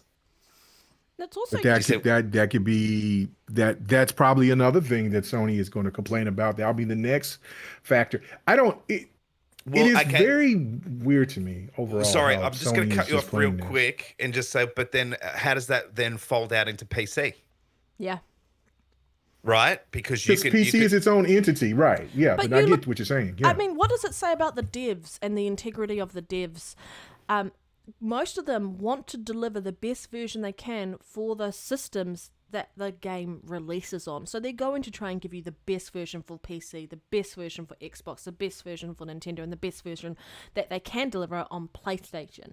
And for them to turn around and go, hey, we don't trust Microsoft. We also have no faith in these devs that we've been partnered with for how many years for marketing, and we think that they might deliver an inferior product on ours because now it's owned by Microsoft. Give the devs some credit to what they've been delivering for how long, and it's probably the fact that Bobby Kotick knows that, and the other lady, Lulu Chen, knows that they've probably had dealings like this where they've actually purposely made the PlayStation version better in relation to what Xbox had delivered. Sorry, go, Kamiga. I cut you off as well. Apologies. No. I just said what I had to say, and then that was it. No, so that was fine. No, I mean, both what you guys said was well said. I just was adding on a little bit of just Sony just wants to find a way to throw a wrench into this deal, Yep. and at first it was starting to look appealing for them on their side, but now it's becoming more desperation, and it is drawn its limitations. Now it's kind of getting to a point to where I think even the people at the CMA who was all for what Sony was talking about is now starting to look at this as like, I know that we're college pals and stuff, man, but damn, I don't know if I mean, we can only do so much. And especially from the competition side of things, when Sony is dominating so much, that's another factor. This would be different if Xbox was dominating the market or had the market share and things like that. But when they showed that chart from 80% to 20% in the UK, that's glaring. And even though I know that Sony's trying to make, well, we're the small little company fighting the big conglomerate, that don't mean shit when it comes to looking at the numbers. I mean, Sony is eating Xbox's lunch out there in Europe, and now the sales are starting to tick back up, and now what they're talking about is 2-1 now. So Xbox need that competition. This is what people have been asking Xbox to do, and for the regulators to kind of halt that, that's a slap in the face to the consumers out there that supports gaming in general and Xbox. My opinion. They are a business. You remember that Nintendo was left off that chart, and that was left off because Sony and I think it was the media kind of poo-pooed. IGN, I think it was IGN. Right. Yeah, IGN, right. yeah. So Yeah. if they weren't so silly, that chart wouldn't look so bad against PlayStation, because I think it looks a little bit more. I mean, yes, Skewed in Xbox still only has favour 20%, but it's way more Right. skewed in favor of PlayStation because there was about a third or more that Nintendo hold. But because they chose to leave them off, so did Xbox, Was those and a- it didn't work in their favor, did it? Were those numbers kind of in like, well, the numbers that they showed around market share, was that around like Activision games, or was it just market share in general? Market share in general. Okay. Market share in general. Okay. Well then I was just looking at this on the Twitter, this Destin and Michael Pacha thingy. And the Pacta. key points, the key points I take from it is the deal approved, but also they cover if blocked, MS can form a PLC. public, also, if blocked- public traded something type of company. Yeah. Okay. And if blocked, ABK can run itself in the UK. Yeah. ABK can just go independent in the UK. So, which would be So interesting hang because on. So Xbox/Microsoft could make like a subsidiary Yep. branch That off is them. one of the Yeah. remedies that they could look at if CMA. That's pretty. Yeah. That's pretty awesome. And they could do Okay. that in the interim while they take the CMA to court, yeah. Ooh. Yeah. because it could be And then- drawn out and for then- 3 years. Yeah. And then ABK, once because they're not owned by Xbox, they can say, "I'll tell you what, you're just not having the game. Up yours." PlayStation in the UK, they could do, couldn't they? Oh, that'd be awesome. As punishment, they could do it, and it'd be nothing. And then what they do, it'd be nothing to do with Xbox, and that would really show them. That would really Then all stuff the it to them. wouldn't PlayStation gamers in the UK that have amazing PCs can just play it on PC, right? I'm a little spiteful, aren't I? Oh well. I mean, I get why Oh, I get why Sony is doing what they're doing. They are a business; they're trying to protect that business. But you've been playing underhanded for years, and now it's catching up with you. Microsoft is also a business, and they're trying to continue that as well and stay relevant into the future. And part of that is you're blocking that, and you're being anti-competitive as a result, Sony. And sometimes, the chickens come home to roost. And without going around in circles all the time, but it's something you guys all said earlier, which was they didn't have Call of Duty back in the 360 days. Xbox did, and Sony and PlayStation were fine then, right? So, I mean, you just got to look at history. Yeah, and also Hogue Laws is covering this as well. I don't know if you've been watching it. Hogue Laws been covering this, and he thinks the deal will go through as well. In fact, you go for a lot of the lawyers that are covering this, and they think the deal will go through. And I think Jim's just about done everything he can now, apart from start doing mum jokes and sort of insults and stuff. I think that's what will become next to it. He'll be like, "Yeah, Phil, but your mum." No, well, apparently, Elite. Apparently, they said that they were rubber and Xbox was glue. Did you see that article? No, I didn't know. I'll have to find it. Yeah. That'd be the next thing coming out of Jim's mouth. Yeah, but your mum smells. It'd be that kind of thing. All right, Jim. Get a grip, mate. How long do you reckon Jim Ryan's going to be there? Oh. He's panicking, isn't he? He's panicking. Another 18 months? Well, Jim Ryan is not saying all these things on his own. His bosses is telling him, it's the head of, he would be gone after. Yeah. I mean, that's why Sean Layton got let go, because he pushed back and they were like, no, we need somebody else that will do what we say, what we want. Totally Jim Ryan is only doing what he has been instructed to do in this situation. And it's sad because, I mean, of course, I don't know the man, but I mean, he's doing everything that he's trying to, he's trying to, take care of the business to keep his job. And if he gets fired because of this, that would be tragic, because this isn't him coming out here and just doing this on his own. This shows how Sony is very, very, very afraid of Microsoft really backing Xbox. Yeah. Finally, I mean, even with the 360, there was still some limitations. Now it seems like Microsoft is fully behind Xbox, and we've never seen this before. And so therefore that is making Sony like, damn, we had them on the ropes. We was just about to finish them off, and these bastards are over here making these big moves like this.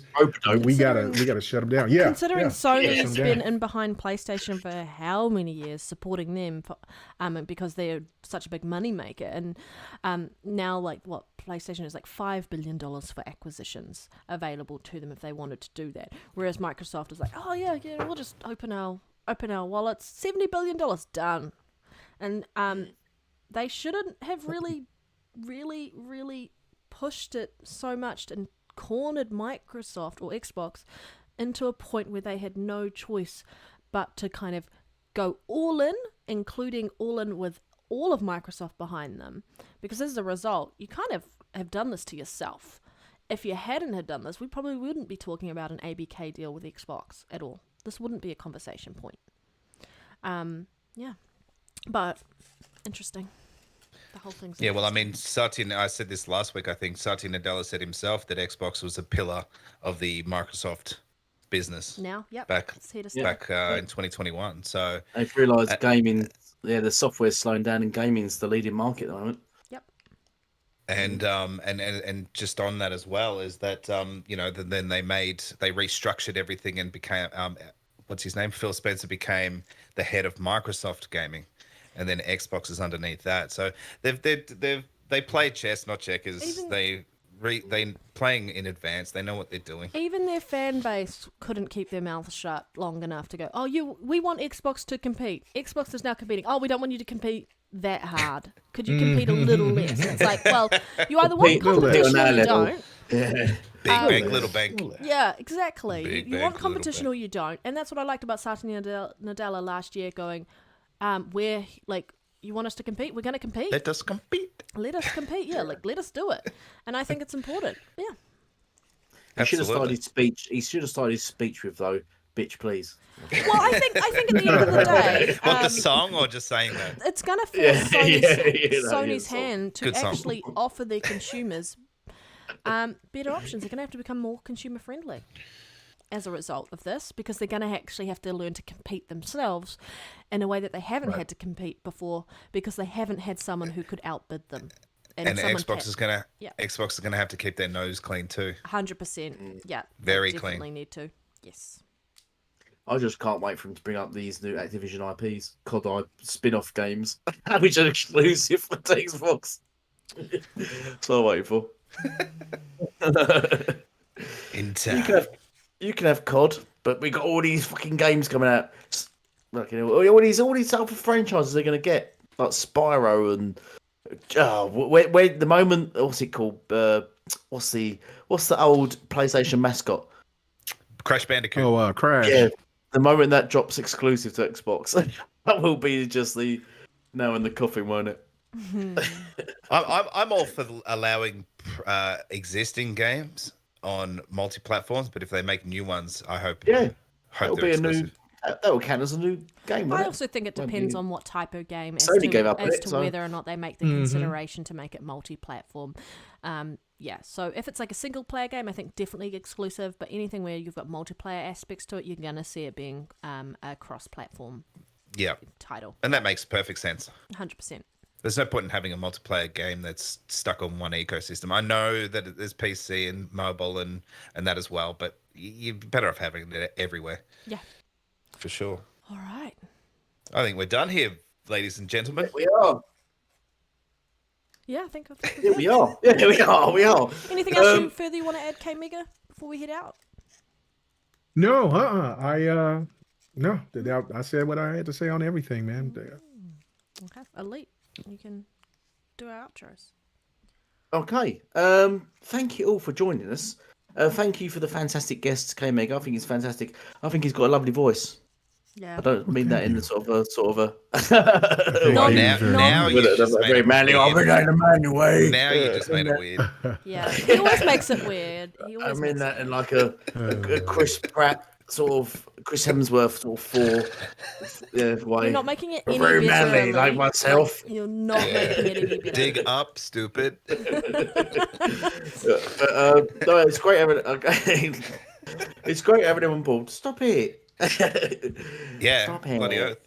It's great. It's great having you. I hope you come back again. Yes. I hope you're not put off by Red. yeah. I'm No so doubt. glad that we No actually doubt. got Just to do a send me show invite. together, K-Mega, because the last I know. few times I know. we I was, like I said, I was feeling the complex there. I was like, well, hold on now. What's happening here? But no. but where can people find you, K-Mega, before we head out? Yeah. Yeah, you can catch me on my channel, KMega405. Matter of fact, here in a couple of hours, in about 2.5 hours, we'll do my podcast, the GRG podcast. We have a lot of fun, pretty wild, late night Friday or early Saturday mornings, according to where you live. We talk, pretty much the same thing, gaming content. We have Dark Optimus on there, who's a PlayStation guy. So now he's He never like used to beat to on be. his legs a little bit. No. He just came on. We've added 2 new people to the podcast. So No, he never it's- used to be a it's a PlayStation guy. Yeah, he's always been a PlayStation. He kind of was like an everything type of guy, but his roots is with the PlayStation, man. Now he's a PlayStation guy. Oh, He's that a good guy, explains- but he's one of the guys. That explains why he what. blocked me. His page Oh, blocked did me he on block Twitter. you? Did he? Yeah. Did he block you? Oh Yeah. shit! Oh my goodness! But no, I mean he's a good guy. Like he will keep it real. He'll sometimes throw his messy slander at us sometimes, but it's just all in fun. It's fun banter. But yeah, come and check out the GRG podcast, 8 p.m. Central, 9 p.m. Eastern, 6 p.m. Pacific. I guess it would be like what 2 o'clock. 2 o'clock a.m. at the EU at Australian time. Because Ashtray, you came on. What was it like? 10 o'clock or something like that? I can't remember, to be honest with you, or what time of year, Yeah, it's because been a while. we're still in daylight savings here at the moment, and then in about 2 weeks' time we change back. So it really depends on what time of year it was. I can't fully remember, but in about two hours from now, it's going to be basically lunchtime for me. Okay, yeah. Yeah. So, but yeah, 22. come check us out. Also, I do I stream, and on Sunday nights I stream what I call Fight Night Sundays, where I play all different types of fighters. It's just a love letter to all fighting games, old and new. Do you like the new one? Which one? Guilty Gear? Yeah. Strive? Mm. Yeah, no, I bought Guilty Gear on PlayStation when it first came out and on PC. So yeah, I was quite familiar with it. I was just really, really happy to see that it's finally come to Xbox. I know that there's some people that were kind of, I guess, used to the older Guilty Gears because this one's a lot different. But yeah, I would say give it a shot. It's in Game Pass, and then there's another fighter. There's two other fighters. There's JoJo Bizarre Adventure, and then there's also a Cross Tag Battle that's going to be coming out on Game Pass, and the open beta is there. You can pick it up today, and it'll last until Monday. So if people are interested in fighters, go check those out. But also, I do another podcast with my boy Devin the Gamer. Oh, it's called Devin the Gamer. We do that usually on Wednesday afternoons, and the next podcast on Xbox 448's channel. So yeah, that's it, man. Hope you guys come and check out my content, man. Really do appreciate you come on here. Ask me anytime, man. Ask me anytime. Thank Absolutely, for sure. So I was man. just Well, talking, it's always good to have you. chat. Yeah, no, it's great to have you. I like having you on board. You Yeah. you talk a lot of sense, and you've got a lovely voice. But anyway, baby. Yeah. we did have. Yeah, we did everything in here today. A quick shout out to the chat. Thank you, Pyro, Other Zinc, Fuck you. Grey Monad, Fuck You. We've got Other Zinc. I've mentioned him already. Gogol Poe. It's a good show. I think he's a guy that's in the background, or is a new member. Thank you. Thank you to Mr. Kima. Thank you for Dauntless and your 4 accounts. Thanks for the views. Yeah, thank you for everyone for watching. We lost Try Hard. I think it was because we was talking about ABK. And FTC, Yeah. he was like all that. I don't blame So he him. managed. Yeah. I do. You should be blaming Thank Jim you. Ryan. The only reason why it's Yeah. still a talking piece is Jim Ryan ahead of. Ask him to do better. Ask Sony to do better. But thank you all for joining. Ashtray, where can we find you? Does it matter? Yeah, no, it doesn't matter. But you can find me here every Saturday morning, my time, which is currently 8:30 a.m. When we go back to daylight savings, it'll be 7:30 a.m. And then Xbox, Twitter, YouTube, all AshtreyGaming, TREY. Thank you very much. Red, what about yourself? Where can we find you? You can find me at the zoo. Oh, I'm a doing red what? panda, obviously. Wow. That's it's just, I'm not. No, for a I'm other in thing. captivity. I'm not out I in the thought it was like one of your wild. sexual terms. Like, Oh, I thought you would be out in the wild. Yeah, I didn't know what was going on. I was like, well, damn. I was like, what? I'm at the Is it zoo, live from the Saturday zoo. or Saturday evening? Careful, K-Mega. She's a minx. Oh okay, my god. okay. Okay. You can find me here on YouTube. I show up every week. I won't be here next week. I actually have my uncle's. I'll show up every week. I won't be here next week. I have my uncle's unveiling, so I think that's a valid reason not to attend. What, you never knew existed until next week? Yeah. And so I won't be here next week. I'm going to be attending his unveiling, and Dude. yeah. So, other than that, I'm on YouTube occasionally. Just on our channel sometimes. I'm put stuff on my channel. I haven't done anything in ages, but you'll find me on Twitter and on Xbox. Red Dead Panda 1 on Twitter and Red Dead Panda 871 on Xbox. Yeah. Nice. Elite. Thank you. You can find me here. Behind bars because he's a fraud and he's finally been arrested. Yes. No, I'm just deleting more of Dauntless's accounts. What the fucking Jesus? What is wrong with you, boy? Fucking hell. You can find me here on YouTube, and where this is right here, where you are right now. I'm also on Twitter and Twitter. And that's about it. Other than that, I'm working. And you're off in a couple of weeks' time, aren't you? Yes, on the wife. It's my birthday on the 24th. I'll be 49. Jesus. Yeah, I know. Excellent. Yeah. So 49. 70s So baby in the house. Love it. Love it. Yeah. That's what I was sort of saying to the guys earlier. Sort of, gaming back then was hard. You had to. It was a massive learning curve. You die, or you give up. That's your I'm a 70 baby. I'm 70s baby Yeah. myself. 75. Born in 75. Yeah, I'm 74. So yeah, 90s. Yeah, I'm 90s baby. casual. I'm 80s. Casual. Oh, yeah, y'all babies. Come on now. Yeah, babies. As I said, we're the golden generation. We're the original gamers. Well, Gaming I think I'll put didn't K Mega in the golden generation. Elite, not so much. I used to play a More lot. of a I played fraud everything. generation for Elite. I went for everything. Remember, like, I had a Spectrum 48, Spectrum 128. I had Now the we've got it 20, going on a I had the rant. 64, I had the Amiga. How about the- we close up for the day? Oh, I'm actually kind of hungry, and I would like to have Yeah. brunch. Well, it's Sounds lunchtime good. now for me. love. Right, go on then. I'll let you guys go then, just for now. Thank you all for joining us, everybody. It's fantastic to have you on board. Please drop a like and a share, and goodbye for now. Bye. See you guys later.